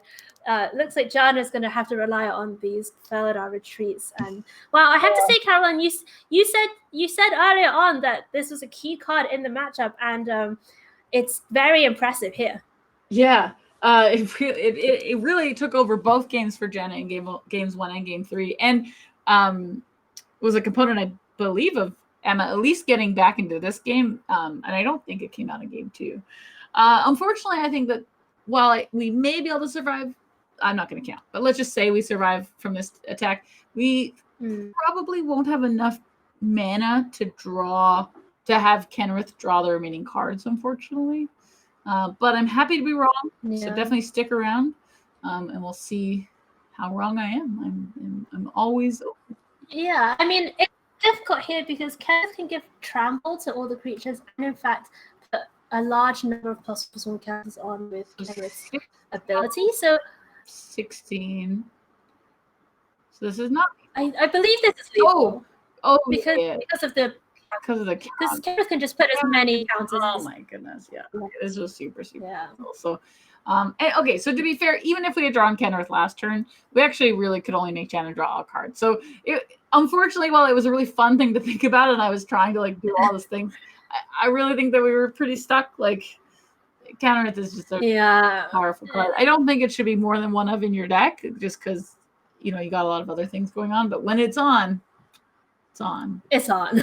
Yeah.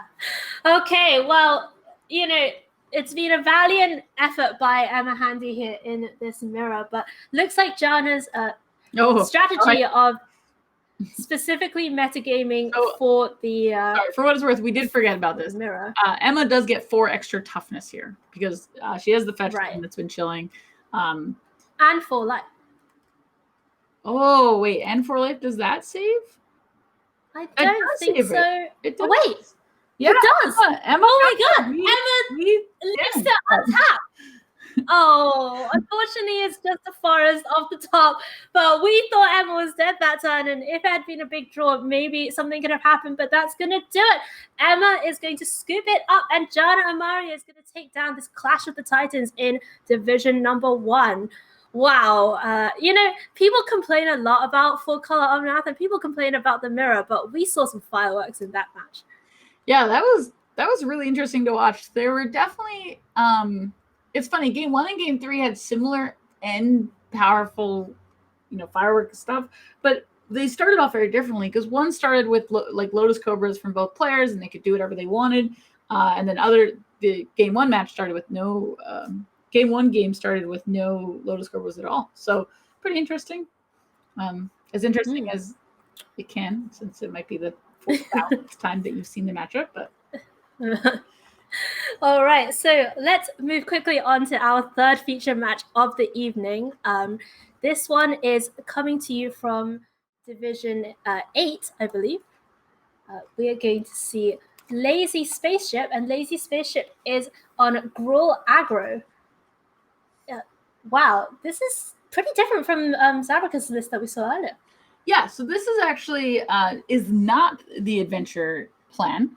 So I didn't really have the space to write Gruul Aggro not adventures. So I didn't. But this is taking the landfall strategy. And this is actually something I've been really thinking about, looking at those Gruul lists that play adventures / landfall. And this deck is saying, like, hey, we're a Gruul deck. We don't really have the chance to do lots of things. Let's just do one of them. And in this case, it's the landfall. So we actually have a 1-drop in the what is it? The Hellhound? Hellhound? Hellhound, yeah. Thank you.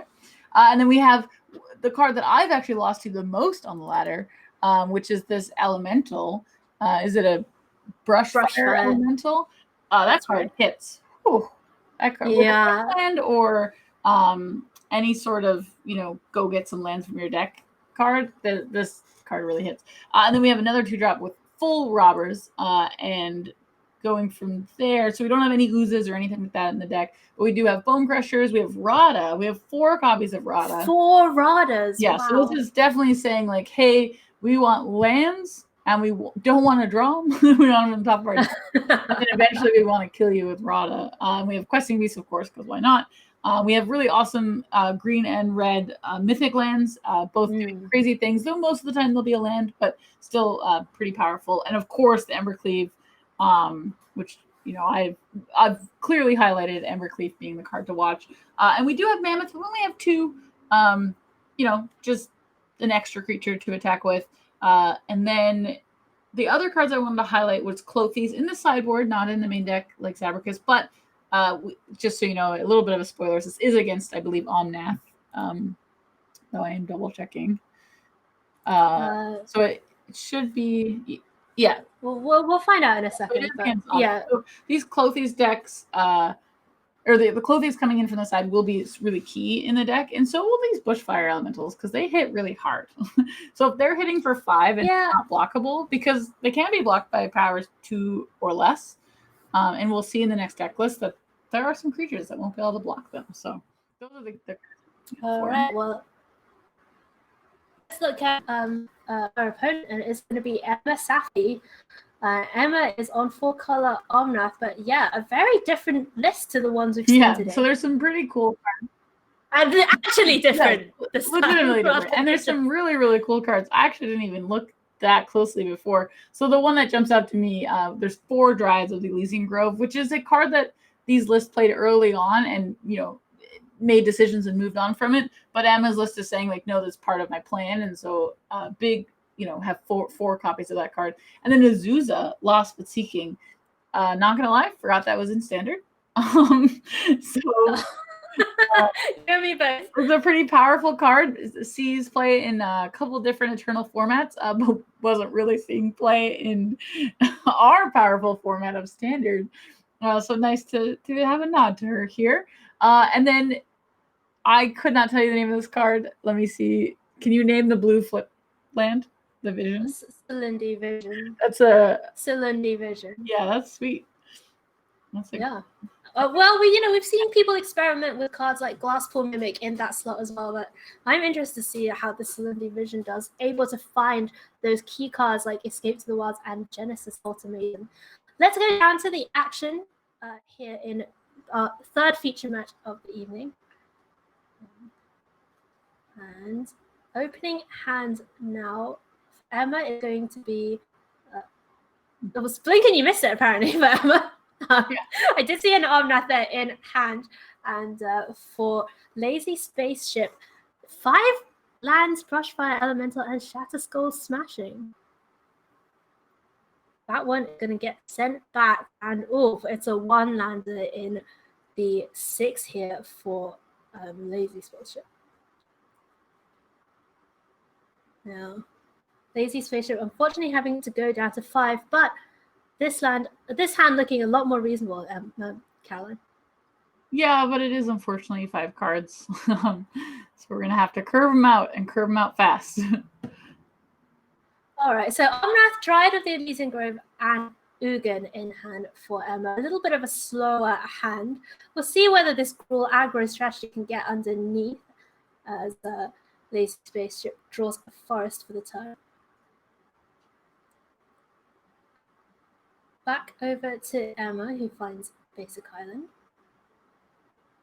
We're going to see this Hellhound start smashing in for quite a lot of damage. Well, and the Brushfire Elemental is also only getting in for 1 this turn, but you never know. Wow. Might keep going. And here's what I was talking about. Here's this Dryad, and it cannot block the Elemental. Oh, yeah. So that Brushfire Elemental, it's going to get +2/+2 when this land comes in. And Emma actually unable to do anything on the defensive about that. Yeah, tries to get in with this Akun. Tries to block, can't block.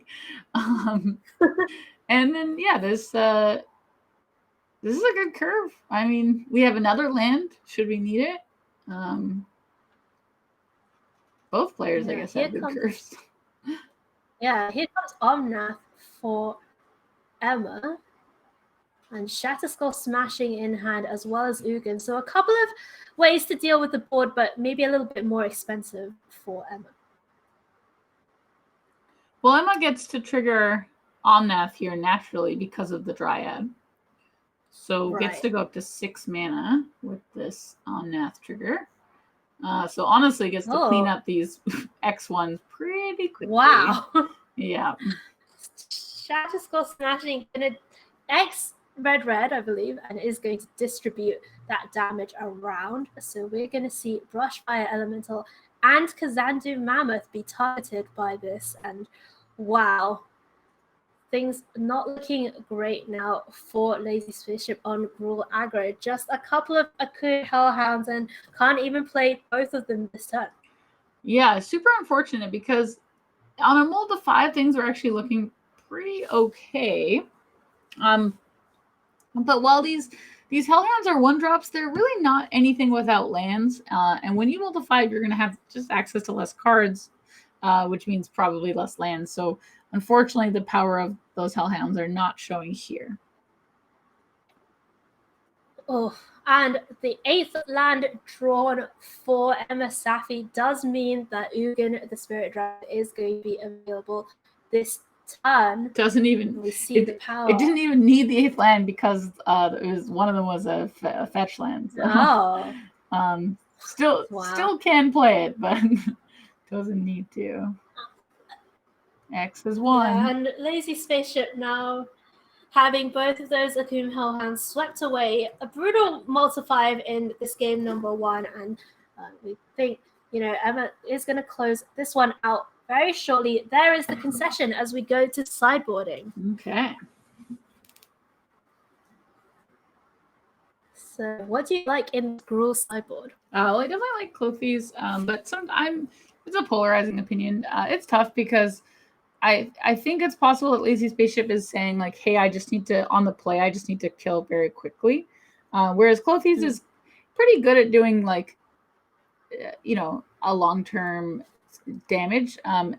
But there is an Ugin around, so it's not always going to stay around forever. So I acknowledge the fact that not every Gruul player brings in Clothes. Looking over at Emma's sideboard now, we see Red Cap melees and Cinderclasms coming in, as well as those Elder Gargaroths. And gonna trim, it looks like, on some of the expender spells. Yeah, I think that's a pretty common strategy here, is just say, hey, I know what I'm playing against now. Let me get rid of all the cards that were situational and end any of the expensive cards if I need to. Opposite, try and keep some of these Genesis ultimatums in. I have seen people, have that as almost their go-to for cards to side out, especially in these aggressive matchups.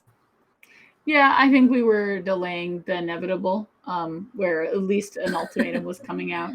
There's actually 4 in the deck, so 4 in the main deck, so 2 have already made it out. It looks like we're trimming on Lotus Cobra all together, and these ultimatums might be coming back in. They did. Wow. Okay, so somewhat unconventional, at least, in my experience. Maybe Caroline, you've seen, a little bit more in depth about the whether Lotus Cobra is really worth it this matchup. Yeah, I'm not sure. I guess the nod is like, hey, I don't want these blocking anyway. And keep in mind that Emma Safi has 4 copies of Dryad of the Elysian Grove, which is a 2/4, which is holding down the fort a lot better than a Lotus Cobra. So I can kind of understand the thought process there. From Emma Safi's side. Looks like we have keeps from both players. Brushfire Elemental, Robber of the Rich, and Shatterskull Smashing in hand for Lazy Spaceship. Primal Might, the draw, your favorite card. It is. It's a 1-of in this deck. I didn't even talk about that. I just want to talk about Emma Safi's keep. It was a pretty, 3 lands, 4 spells, 2 of them being retreats and 1 of them being on Nath. But we actually drew the Dryad as our draw for that turn, and it was a really good draw because that Dryad is going to hold down, in this case, potentially a Robber or anything else except for the Elemental. But it was a pretty good draw to shore up like our early game should we get stuck or need to deal with a bunch of aggressive creatures. So Robber of the Rich gets taken out by that Red Cat melee. Rada, Heart of Coward. We see 4 Radas in Lazy Spaceship's list, and one of them is going to hit the battlefield right now. Speaking of hitting the battlefield, we can potentially push through a lot of damage should we want to this turn. We can also deal with the Dryad easily. Like we have a lot of choices for sure. Yeah, it does have that Primal Might available to Lazy Spaceship, and I just wanted to point out for our players as well. Currently, we see Emma Safi with no lands in hand for the next turn, and 4 4-drops. So Emma really needs to find a land in order to do anything. Meanwhile, this Primal Might looks like it's actually going to take out that blocker, so it's going to be a huge attack. Yeah, big attacking for 7. There was a couple different scenarios that could have shaken out there, but I really like the acknowledgement of, hey, I have a clock and I've got to spend it.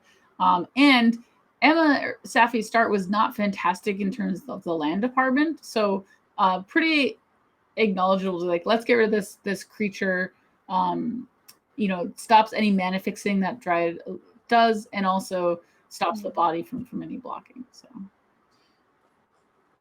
It's a great point that you bring up about that mana fixing, Caroline, because Emma, found that 4th land but was unable to cast either of these Omnaths, instead having to just play out the Felidar Retreat, which isn't doing anything yet. So players do have access to sideboard lists, so they do know what to play around and what to think about. In this case, there is Cinderclasms to be wary of, But because these Felidar retreats could be putting out blockers, laser.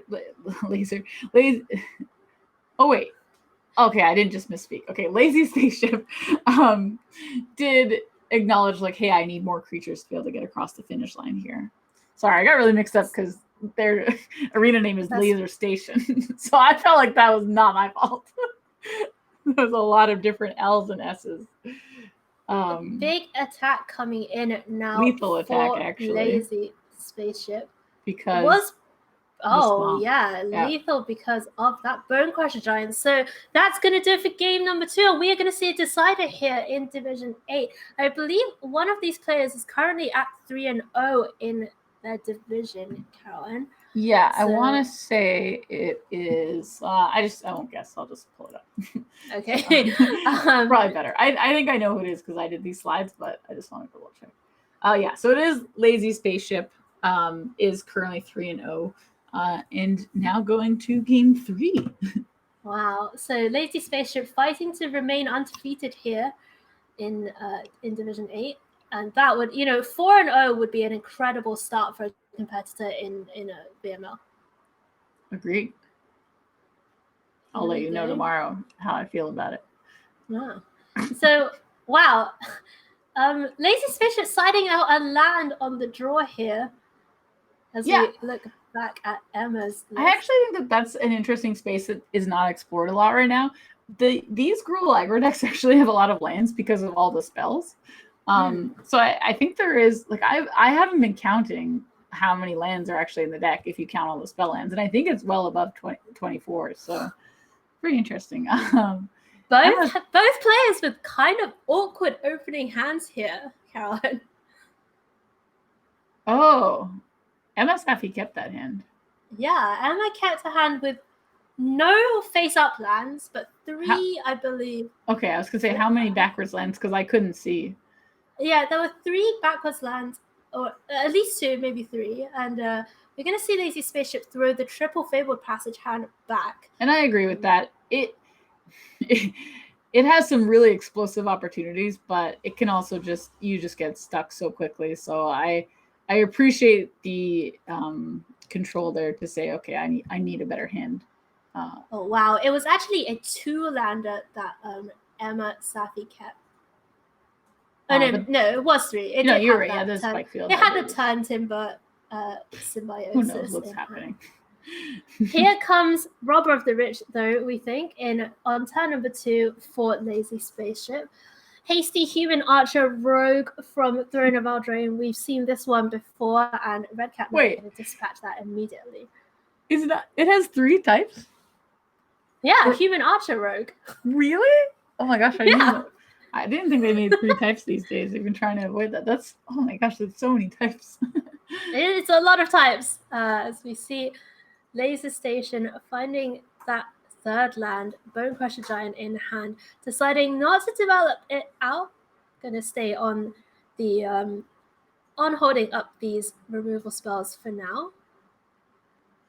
This is a little tough for Lazy Spaceship here because they have a really explosive, really reactive hand with the Red Cat melees for Omnath, shocks just because many reasons, and then Bone Crusher Giant. So pretty rough that we can't really get a creature going, and we got to do our damage early before Omnath just starts randomly gaining 4 life.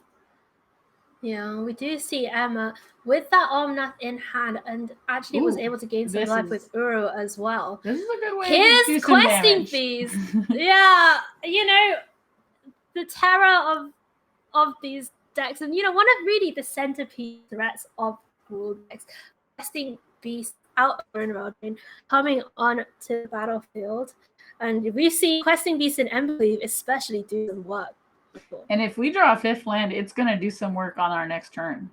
Because at the time I started speaking, Emma didn't have any removal, and I don't see any either. So no, this Questing Beast is going to get to go to town.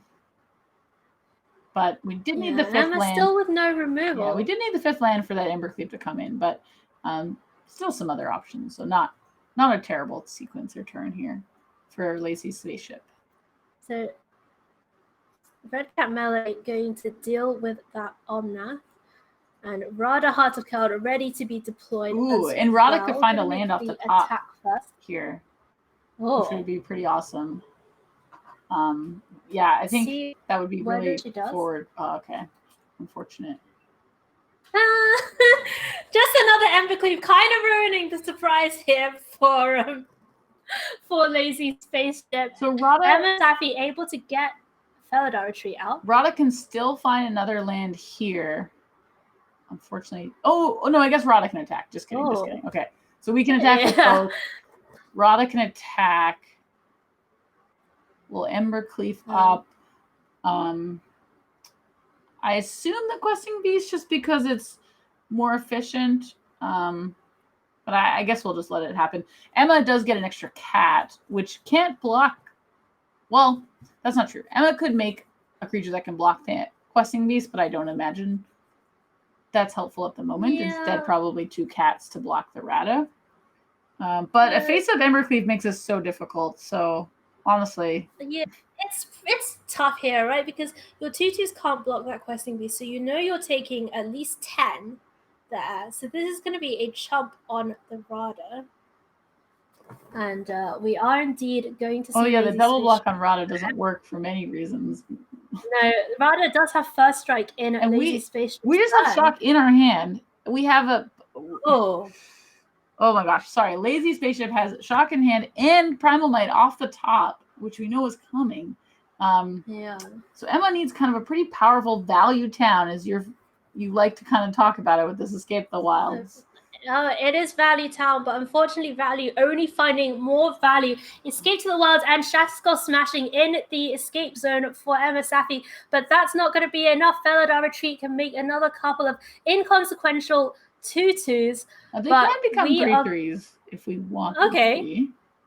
Okay, they can become 3/3s. We get to play one more land here. We're not... The Questing Beast having the Death Touch thing probably means that it's still over, but let's see. A lot of toughness was just put on the board. There is a Primal Might as well coming off the top. Oh, we didn't end up actually making any 3/3s. Spaceship. So yeah. Yeah. And I do just want to really quickly talk about Questing Beasts can, assign damage in such a way where they can do a Death Touch and then the rest at trample. Yeah. So it's a pretty hard creature to block. Yeah, none of these creatures able to block Questing Beast at all, and that's going to do it. Emma Safi going to scoop it up. So we actually saw 2 Gruul decks, Caroline, take down the big baddie of the format Omnath this evening so far. We did. And we did have Lazy Spaceship advancing to the first 4-0 player that I know about, but that's mostly because the only other 3-0 player that I've paid attention to is myself. And I haven't played it this week. So the first confirmed in the sense that I haven't looked at the standings. Well, we actually have another 3-0 player coming up in our showcase match. But first of all, let's introduce our special guest for the showcase match. It's going to be Skybills. Hello. And we're going to switch over to our awesome three caster showcase match overlay. Hi, Skybills. How are you doing? Oh, you were on, but we cannot hear you. All right, so we'll just get Skybills' mic unmuted there. Meanwhile, for those of you who don't know her, here we are. For those of you who don't know her, Skybills is a streamer, Twitch partner. She plays for OXG Esports, and she's actually also a showrunner and host for Games Done Quick, which is a speedrunning community event. And also, Skybills is a 2-time Mythic Championship competitor. Skybills, how are you doing? Yeah, we can hear Skybills. We can hear you, but we're not sure whether the stream can hear you right now. Can someone in chat could just confirm? For what it's worth, I can't hear Skybills. Sorry, it's not. I don't know if that's helpful, but I cannot hear Skybills. Okay. So only I can hear Skybills. I have the special power of being able to hear Skybells. We'll just give our producers behind the scene a little bit of time to sort that one out. For those of you who don't know, we are trying something new this season on the VML. We are doing a thing called the Showcase match. So multiple weeks this season, we have really awesome special guests lined up. We had Emma Handy on last week with Nicole and Becky to, play a little game and do some commentary on the Showcase match. And today we have Skybells. Upcoming in it, weeks coming up, we have got more special guests lined up as well. Let's try again.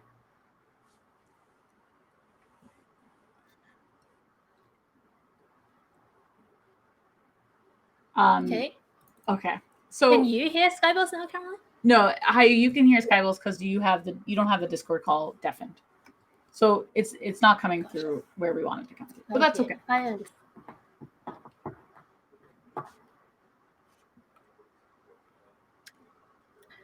All right. Hello. Okay. So sounds like we've got Skybells online. So how are y'all doing today? Yeah, we are great. And this stream can also hear you. So everything is all good, all Gucci, as Caroline loves to say, here on the VML stream. So Skybells, thank you for joining us today. We just wanted to, before we get into the Showcase match, we wanted to have a little bit of a conversation with you, maybe ask you a few questions. Some of our viewers obviously know who you are, but maybe some others who aren't as familiar with your pre-Magic background, maybe get to know you a little bit better. So Skybells, to start with, when did you start playing Magic? I started playing Magic back in 2011. I used it as a break from graduate school, and I joined right in during the Innistrad pre-release. What a time to join Magic. Wow. Innistrad pre-release. Wow. We're returning to Innistrad next year, right? Mm-hmm. That's exciting. We're getting 2 Innistrad sets next year, in fact. That's twice as many as I've played, so that's good. So you've been playing Magic for quite some time, actually. How long have you been doing speedrunning? I've been speedrunning since 2013, and I started by watching Games Done Quick, actually, and I looked at everything they were doing, and I'm like, come on, I could do that with a little bit of practice. So I started streaming, and I started speedrunning, and I just jumped right into it without any hesitation. So what are some of the games that you speedrun? I speedrun most of the 2D Mario series. If you've seen the Super Nintendo Super Mario All-Stars, not the All-Stars 3D that came out, the original All-Stars, I speedrun all 4 of those games warpless as a marathon together. I speedrun 3 2D Castlevania games, so Castlevania 1, 3, and 4. So those 3 I also very much enjoy speedrunning. Oh, I have Star Fox for the Super Nintendo, which at one point I had all of the world records in that. Not so much anymore, but back in the day, I used to hold the world record for a lot of those. So those are the games. Oh, wow. Well, you mentioned the new the Switch remastered version. Have you tried your speedrunning techniques on that new game? Not so much yet, but the Super Mario 35 that just came out, I actually put some work into that today and yesterday, and I have had a blast with that. I've already played about 13 rounds of it, and I've gotten first in 8 out of the 13. So, and that's the like Battle Royale Mario game, right? Yeah, that looks pretty good. Definitely on my list to check out. Oh, I would recommend. Wow, awesome. So, something I wanted to ask you about Skybells was that, when you watch speedruns and you see people going, it's such a game where you have to be so focused, so in the moment, and a big part of it is improvisation, right, when something goes wrong. So are there lessons you've learned from speedrunning about improvisation and adaptation on the go that help you in Magic? Absolutely. Actually, one specific instance, in speedrunning, we have this thing called randomizers. So it takes the vanilla game, and you can get any sprite thrown at you at any point. In the case of Legend of Zelda 1 randomizer, all of your levels can be randomized. You could get dungeon enemies on the overworld. It's basically anything goes in that. And the most likely moment that most of you probably have seen at some point or another is when I was in the Mythic Championship in 2019. I had my first ever featured match against Shahar Shanhar, and I was in game 3 with my red deck, and I had to play very defensively. As you all know, red is not a very defensive color.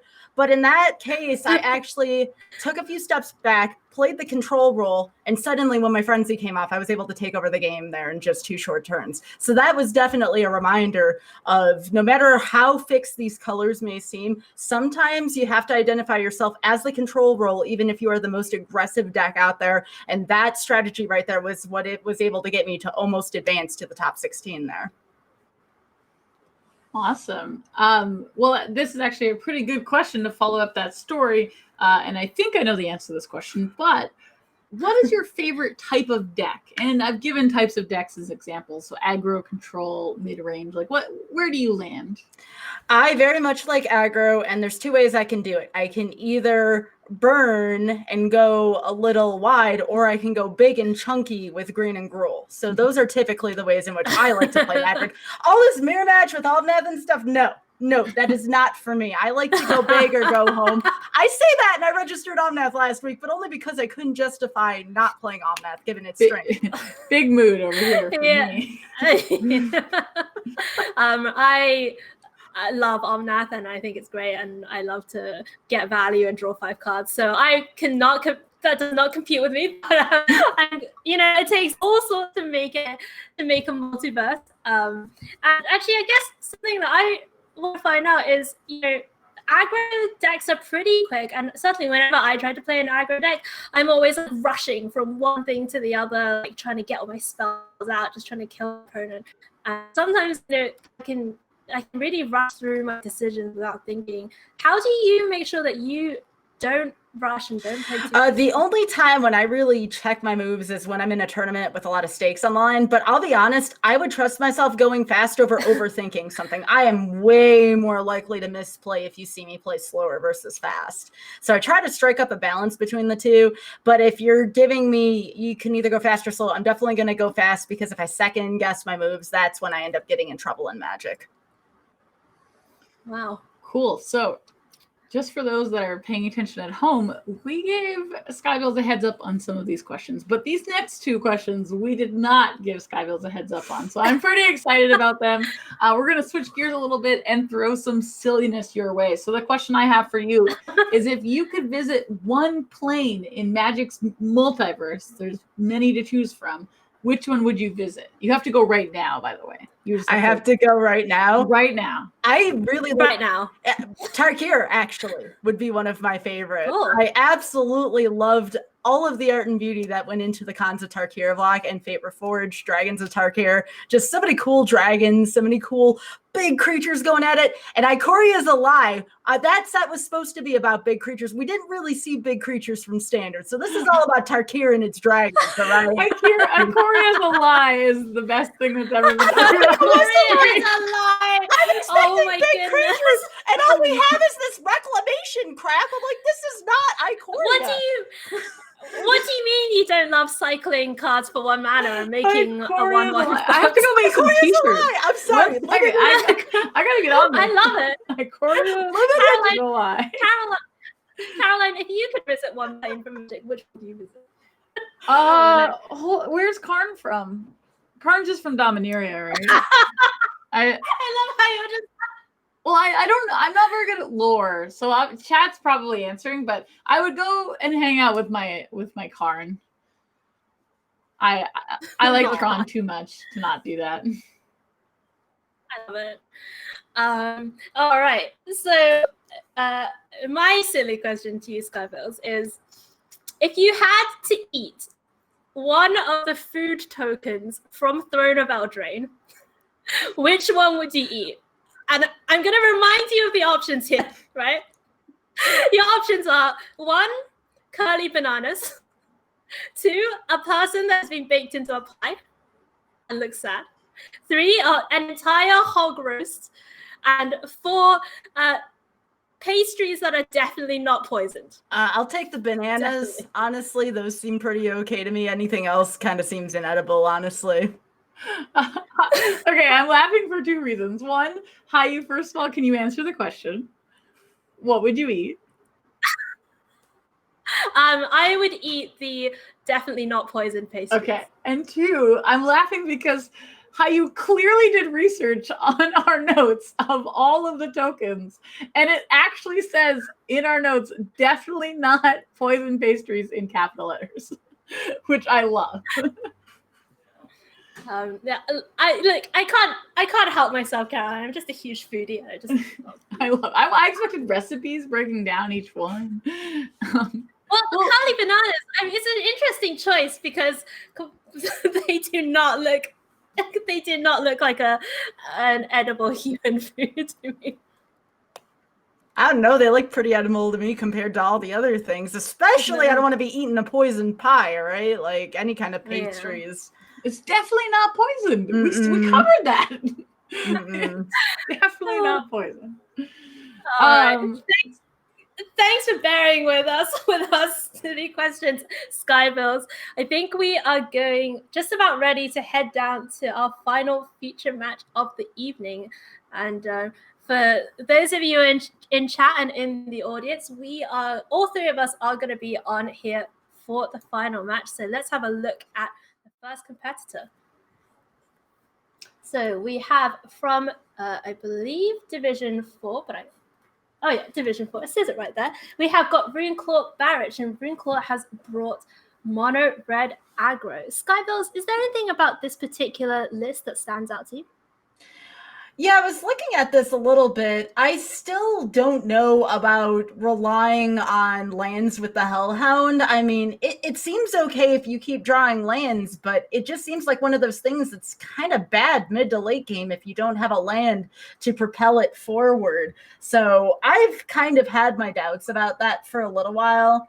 And then the Shatter Skull, it seems like you're never going to get to a point in the game where the Shatter Skull is going to become relevant. It's X2, it's a red X. And by that point, I'm looking to play my Annexes. I'm looking to play my Bone Crushers. I'm looking to drop Embercleave. I don't know if that card is ever going to be relevant at some point in the game. It's not like it can hit your opponent directly either. So that's kind of my analysis of this. Overall, things that I do like, you have Robber, Annex, Embercleave. Torbrand being at 4 kind of worries me a little bit because it looks like you're going to have to be mulliganing more hands more so than not, but it's also really nice to have. So I kind of have mixed feelings about 4 Torbrand versus 3 or 2.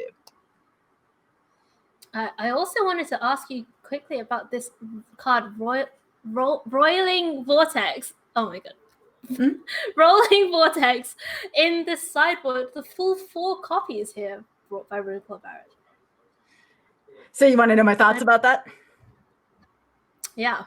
So I actually really like this card. I don't know what good it does in multiples, but it's always good to ensure that you do have one. Remember, between Uro, which is totally not banned at this point, by the way, when we registered the decks, and Omnath, which is still totally legal, that's up to 7 life per turn that the Omnath deck could be gaining. I totally am behind the Vortex for now. I don't know if it's just Omnath alone, if I would use a sideboard for that, unless there was a really compelling reason, but I like it here in this current format. All right. I feel like you guys both have the benefit of knowing what that card does, and I think that's very unfair because I had to look it up. So for those that are in Caroline's camp, Rolling Vortex is a 2-mana enchantment. At the beginning of each player's upkeep, it deals 1 damage to each player. It deals 1 damage to the player of their upkeep. When a player casts a spell, if no mana was spent to cast the spell, it deals 5 damage. This is the part I got stuck on because I was like, when does that even matter? But I never read the last line of the card, which is pay 1 red, your opponents can't gain life this turn, which is the part I didn't know about in my defense. Yeah, it does have a lot of various abilities on this red enchantment. But yeah, that last line, the ability to stop the opponent gaining life. After we lost cards such as Tybalt in the rotation, Vortex kind of trying to fill that slot. All right, let's have a look at Runeclaw's opponent. And this week they're playing against Bloody Mess Jess, who is actually our article writer here at the VML. And Jess has brought 4-color Omnath Adventures. So Caroline, your wish is fulfilled. You get to see this 4-color Omnath Adventures deck. Yeah, this is actually pretty cool that we get to see this because we're living in the future where we know that this particular build of the Omnath card, the other 71 cards that are joining Omnath, are currently actually a lot of the Omnath Adventure decks. So pretty interesting to go back in the past and have Jess present this deck today. And it does mean that we do have a unique matchup, which we have not seen tonight. So that's kind of exciting as well. Skybills, who do you think is going to come out on top here between Mono Red and this Adventures list? Honestly, the Adventures list has so much going for it. If it's turn 2 Clover, turn 3 Fertile Footsteps, I don't see Mono Red having much of a chance here. Especially in game 1 where we can't prepare quite for some of the life gain coming out of Omnath, for example. The only way Mono Red's going to be able to beat this is if it hits hard and it hits very, very quickly. I'm going to be giving the advantage here as much as it breaks my heart to the Omnath Adventures deck. All right, well, let's find out what happens in this match from Division 4. And Runecourt Barrage, actually our 3-0 player from Division 4, just currently sitting at 1 and 2 as we look at our opening hands.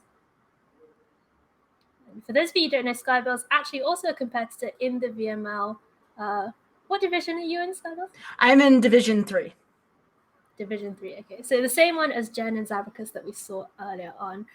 And what do you think of this opening hand from the Mono Red deck, which just had 1 land in it?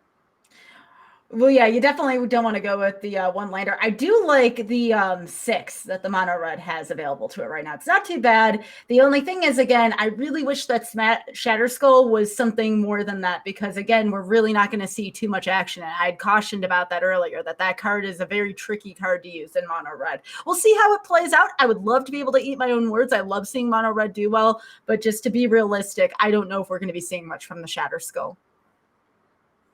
All right, looks like Bloody Mess Jess also down to 6. I believe it was Omnath, Edwall, Innkeeper, Bonecrusher Giant, and Escape in hand, as well as a few lands. Omnath actually got sent to the bottom there for Jess. As we see another 1-drop drawn, Fireblade Charger. What does Fireblade Charger do in this deck, Caroline? Do you want to know what it does or what it does in the deck? Because I can tell you both of those things. Okay, go on.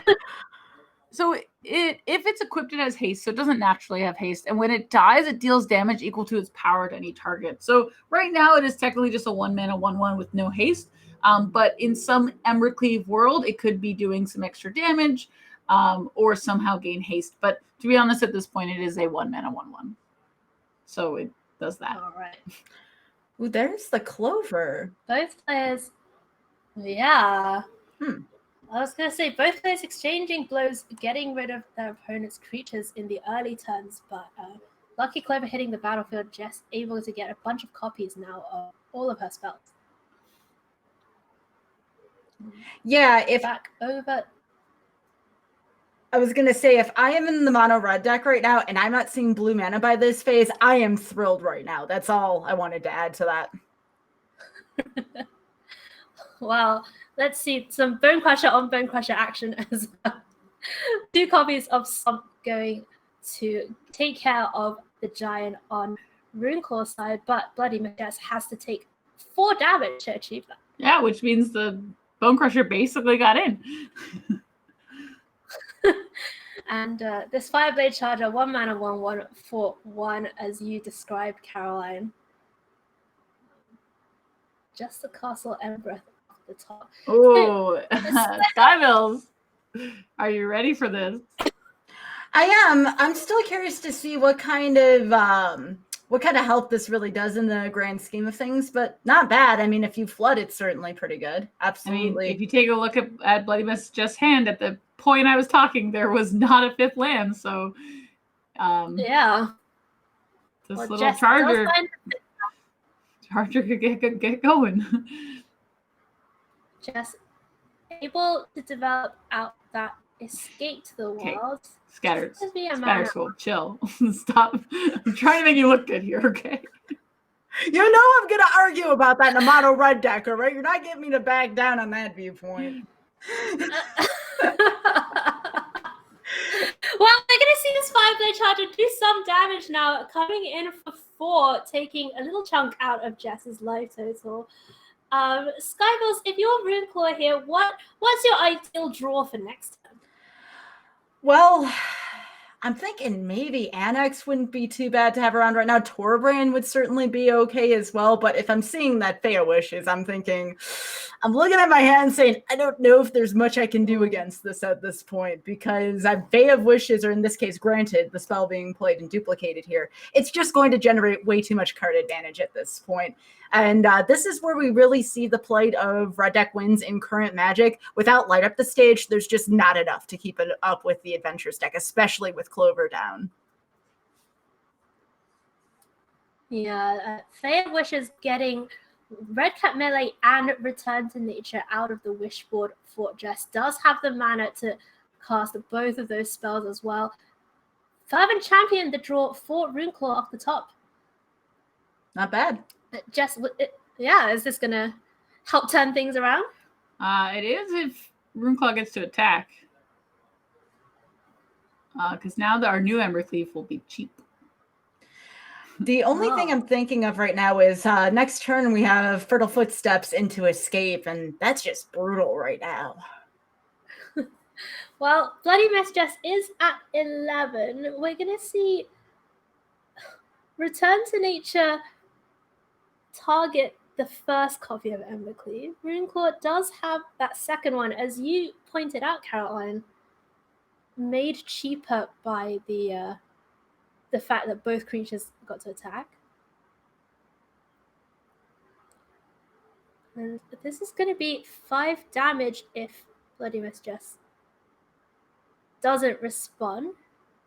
Yeah, it's pretty unfortunate. The combination between the removal spell plus the return meant that even with like careful planning on when to do all that, we weren't going to get to do as much damage as we wanted to. But hey, we have still an Embercleave in play. We have a Fervent Champion in play. We have a removal spell of sorts.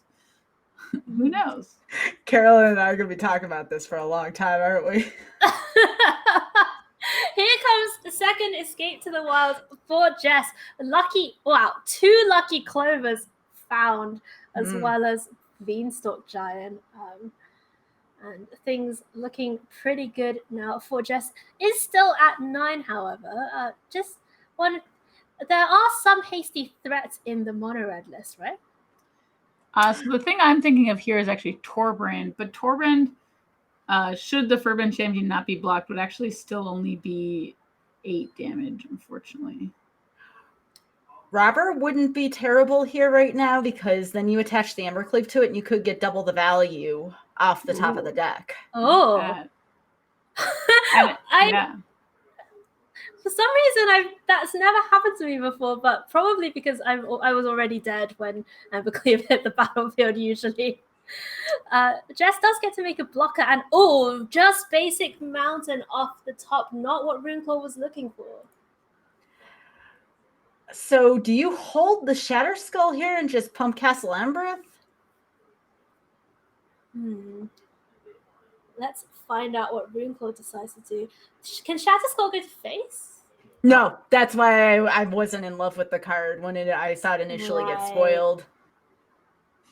I think I thought of it as a fireball type effect.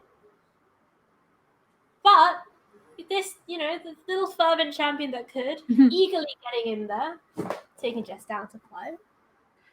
So I think we're going to be seeing a lot of land generation this turn with the hold of the Fertile Footsteps, which was very awesome on Jess's side to just kind of hold back, see what came off of the Escape to the Wilds, and it's going to pay off in a big way here this turn. Wow, and I'm looking at the rest of Jess's hand as well. That Love Struck Beast is going to be able to make a lot of blockers. I don't think I could have told you what card you were talking about this entire time. I did not know that's the name of Beanstalk Giant, Rampant Growth, because I just call it the Rampant Growth. I was like, what card are you talking about? Beanstalk Giant. All right. How about it's stomping around, and like crops are growing out near its feet. That was fantastic. I learned something new. We'll call it Beanstalk Giant's rampy thingy. Yeah. I call it. Is that not what everyone else says? I don't understand. I appreciate it. Wow. A 15-15 Beanstalk Giant here for Bloody Mess Jess. And another copy of Castle Embereth off the top. That's going to do it for game number 1. So pretty much as you drew it up here, Skybills. Yeah, again, one of the toughest things, and again, I love Mono Red. I will always champion Mono Red until, the day I'm done with Magic. However, you have things. You have Beanstalk Giants. You have Stomps being duplicated. You have Lovestruck Beast. Lovestruck Beast is an absolute just pain to get over if you're a Mono Red player. That may have been Mono Red's worst nightmare, as we're seeing Beanstalk Giant now being added to decks to fulfill the control role to get the Omnath decks into those later turns, to play the ultimatums, to play the Escape to the Wilds, to play Granted off of Fae of Wishes. So again, you really need to just go all in the first 4 turns with Mono Red. If you don't win, you don't win at that point. And again, one last thing about the Shatter Skull, if that could go to face, totally would be behind it. But right there, this deck, it puts up creatures that are way too big for Shatter Skull to even deal with, considering how little Mono Red goes there. So again, just a little bit of my analysis. I would love to see the Mono Red deck steal a game. That would be awesome. But it very much is an uphill battle in this matchup. And looking over at the Adventures decks, this is something we've talked about before, Caroline. One of the benefits to this deck, no need to sideboard. Yeah, I was like, oh, are we pre-boarded? And then I was like, oh, right, we're a wish board. I forgot. I forgot. So opening hand for Adventures now. Decided to throw the first one back, but we are going to keep this one. Omnath, Fae of Wishes, Lovestruck Beast, and Beanstalk Giant. Caroline, what are you putting back? Putting back a card, what would you put back? No, I'm just teasing. Honestly, I'm probably putting back Fae of Wishes, but it's really tight, and that's why it took Jess a little bit to figure out which one to put back for sure. You kind of want all of them. Kind of want all of them? Yep. All right. So, Akum Hellhound on turn number 1 for Runeclaw. Spikefield Hazard, Anna, Exploding Crusher Giant, Torbran, and that Shatter Skull smashing that has become so controversial in this booth available. We're going to see Runeclaw actually favor leaving up this stomp instead of playing a tap land. Skybills, do you agree with that? I'm actually not sure here. Honestly, I was still kind of pondering the why not put Omnath back instead of keeping the 1/4 big butt that is Fae of Wishes. But I'd say the way how the turn sequencing's been going so far, but things are amping up for Mono Red here. We put Fae back. I think we drew a Fae. I see Borrower, I think. Yeah. So there's been 2 draws. Yeah, so I believe Skybills was favoring putting the Omnath back and keeping the 1/4. Oh, I see it. Yeah, that's really tough to get over for Mono Red, especially in the beginning. I know I roll my eyes if I see a turn 2 Fae of Wishes get played. Oh, I see what you're saying. Okay, my bad. But this is getting good, though. Look at this. Yeah. Mountain off the top for Jess. It does have mana to get that Beanstalk Giant going if she wants. Believe just going to go for that blocker this turn. And Annex and Akum Hellhound on the battlefield for Runeclaw. This could be a big attack if Runeclaw goes for Torbran.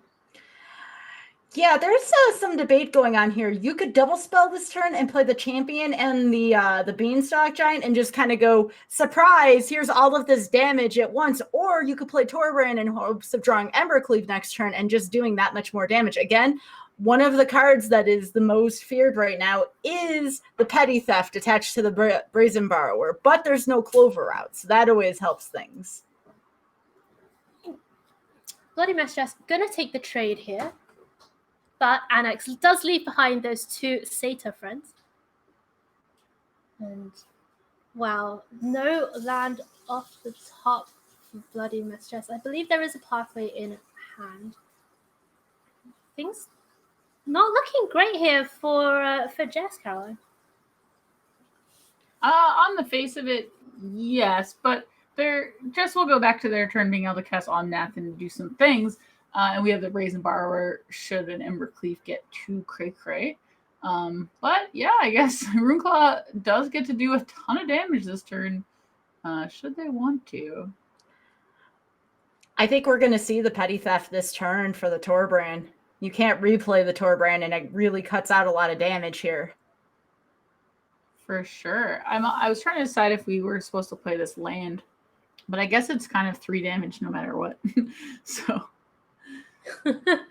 yeah, Spikefield Hazard, unlike Shatterscore Smashing, can go to face. So we're gonna see Jess go down to 11. And here's probably a reason why we didn't play the Spikefield Hazard. Yeah, that's right. Show us. Make sure I know. That's why we didn't play it. I like it. Omnath hits the battlefield. We'll see whether a land is found. Jess, unfortunately, not finding a land, unable to gain 4 life this turn. And I'm thinking it. Coming back down. Oh, I knew you were, but this is actually a heck of a lot of damage, and my brain is very sluggish, and it might even be lethal. I think it has to be lethal. Let's see. It has to be. We block 1, we take 3, 6, 9, 10, 11, 12, 13, 14, 15, 16. Yeah, this is lethal. Lethal by a lot. Would you put it in the super lethal category? I would put it in the super lethal category. I didn't have to do math to know it was lethal. So I'm gonna call it super lethal because we have the Spikefield Hazard as an extra 3 damage. So wow. Okay, so Mono Red actually evening it up here, Skyballs, and we're gonna go and see game number 3. We didn't actually talk about this sideboard very much before. What are you thinking if you're sideboarding here, Skyballs? Well, if you're on the draw at this point, you have to think that the match is going to be going a little longer than it should. I'm looking at the vortexes, which were not being put in because, again, all that life gain is just almost impossible to come back from.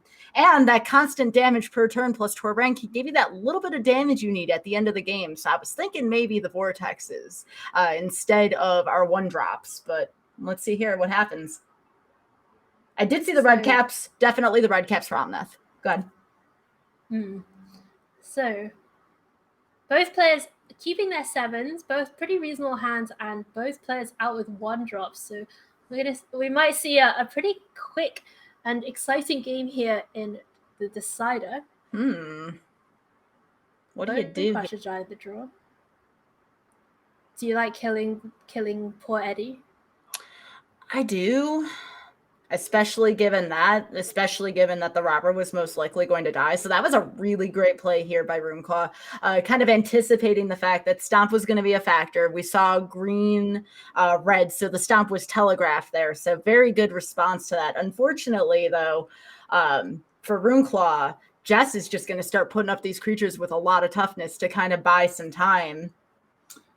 Yes, but Jess is missing the thing that makes the deck tick, and that is the Clover. And while Omnath has allowed the deck to exist post-COVID, Clover world, there we go. The Omnath can kind of battle through no Clover in play, but here there's no Omnath to be found, but there is a Clover. Here comes, comes that.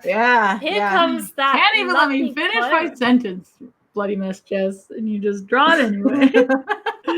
Well, something that I really wanted to ask both of you about was this Edgewall Innkeeper that Robber of the Rich actually saw really? Jess's library. Yeah. Love it.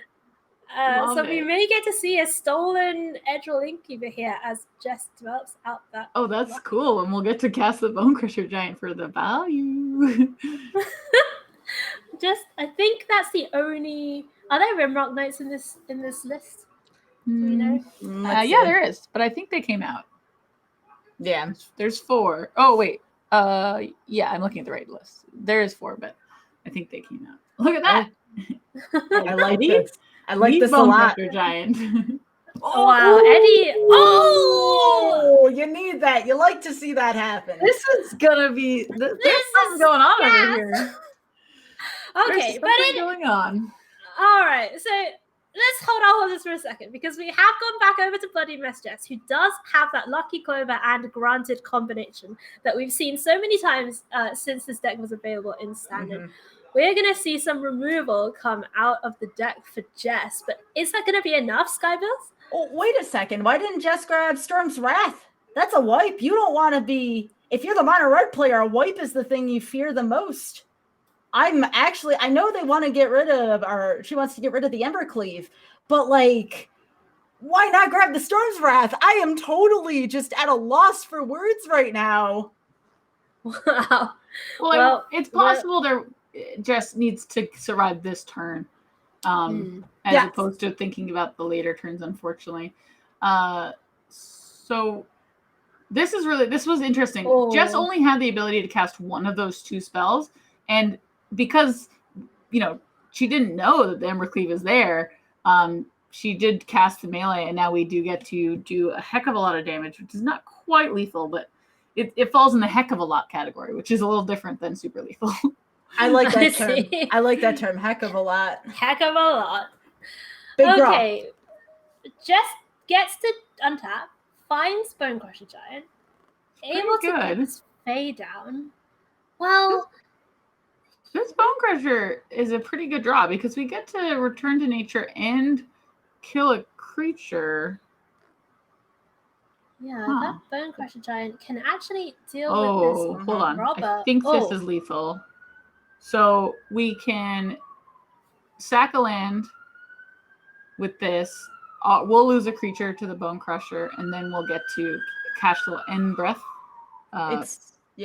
For lethal. Yeah, I think so. Yeah, wait, no, this gets to kill two things. Hold on, I might be wrong. Oh, Lucky Clover. It can't kill the Hellhound, so it is still lethal. Sorry for the roller coaster of emotions. It was a roller coaster of emotions, but we see the GGs there from Bloody Mess Jess. She's going to scoop it up, and that's going to be Runeclaw Barish advancing to 4-0 in Division number 4. And well, Skybills, are you proud of your mono red brethren? I very much am. I said it was going to be an uphill battle, and that battle was well fought. The only thing I want to know, and maybe this is something I could ask Jess about at some point, I wanted to know why not Storm's Wrath. Do you all think that would have made a big difference if instead of the Return to Nature, you went for the red cap to deal with the one creature where Embercleave was going to go to, and then you dealt with the Storm's Wrath the next turn? I wonder what happens. It's just something I'm very curious about. Both players played awesomely, but I just want to know what that game may have looked like with the Storm's Wrath in hand. We didn't do the calculations. It is possible, I guess, it was only being able to cast one spell. I don't know, but I do know they're out of magic to show people.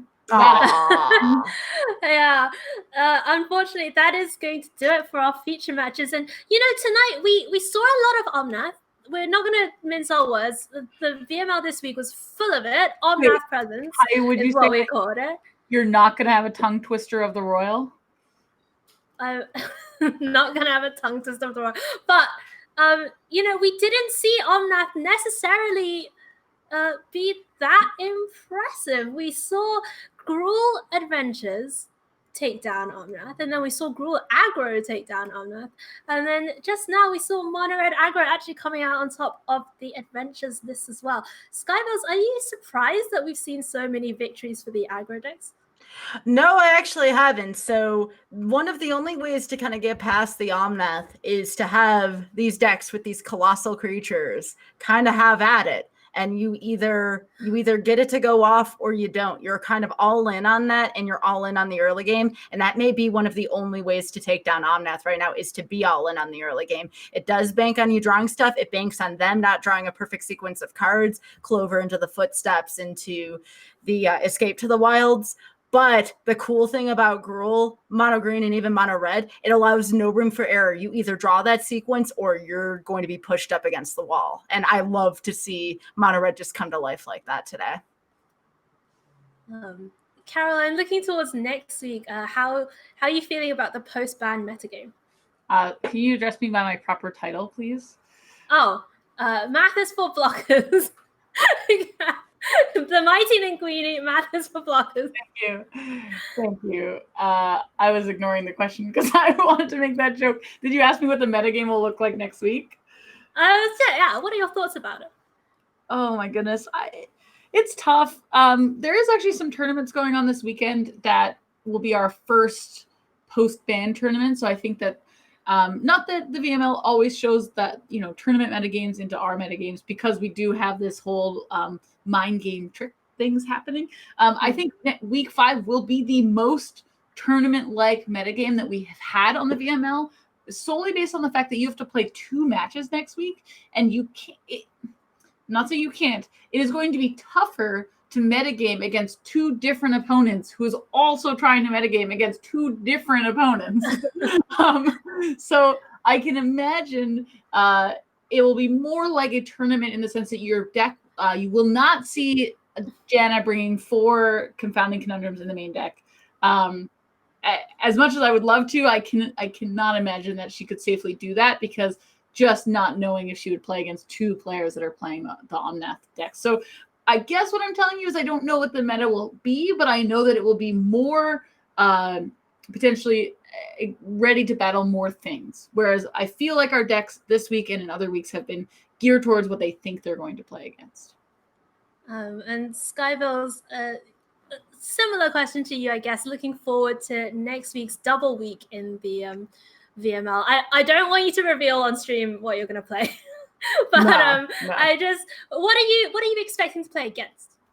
I would expect to see Omnath Adventures, Mono Green, Mono Red, Gruul, and I expect Rogues to make an appearance at some point as well. We haven't really seen much from them yet, but if you're not prepared for Rogues, they will sneak games out of you, and that's something to certainly be aware of going into next week.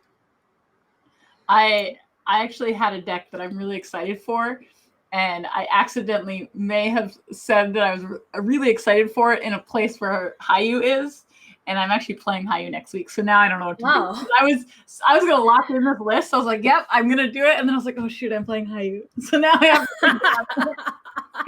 Well, like you say, Caroline, we have 2 opponents next week, so I can't really be that. I can't be that. Just keeping what you said in mind. All right, so that was a pretty long stream today. Actually, we had a couple of matches go on a little, but that was super fun. Skybills, thanks for coming on. Thank you for joining us. If people want to follow you or connect with you, how can they do so? You can find me twitch.tv/Skybills and twitter.com/Skybills as well for my good and sometimes bad magic takes, depending on if you're talking to Caroline about, Shatter Skull in particular. But, things like that. Absolutely. I'm always happy to give takes, good or bad, on cards and give you my analysis of that. I'm sorry, I'm not going to forget that. I mean, that I love it. That, and of course, Ikoria is a lie when it comes to big monsters in the meta. That's my other take. You should honestly get shirts printed of that. I love it so much. Well, with Wilderness Reclamation on it, because that's all we saw for a little while. Oh my goodness.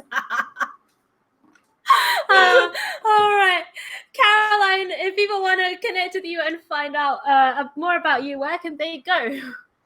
You can find me on Twitter @MightyLinguine. You can see below my name. And you can find me on twitch.tv/TheMightyLinguine. I stream on Wednesdays. I always have a magic guest. Maybe one of these days I'll trick Skybills into guesting with me. But we don't always play Magic. We play whatever the guest wants. So check me out this month. We're going to be featuring all members from my testing team, Team Savoy. Oh, awesome. Wait, I'm on Team Savoy. You are, but you have not answered my inquiries. Yeah, and I've been Hayu. You can find me on Twitter @niphette, NIPHETTE. I am trying to become a staple of this coverage teams across the internet, so you can find me on various different tournaments such as Mythic Society, Gaming Stadium, Channel Fireball, Pro Showdown, etc.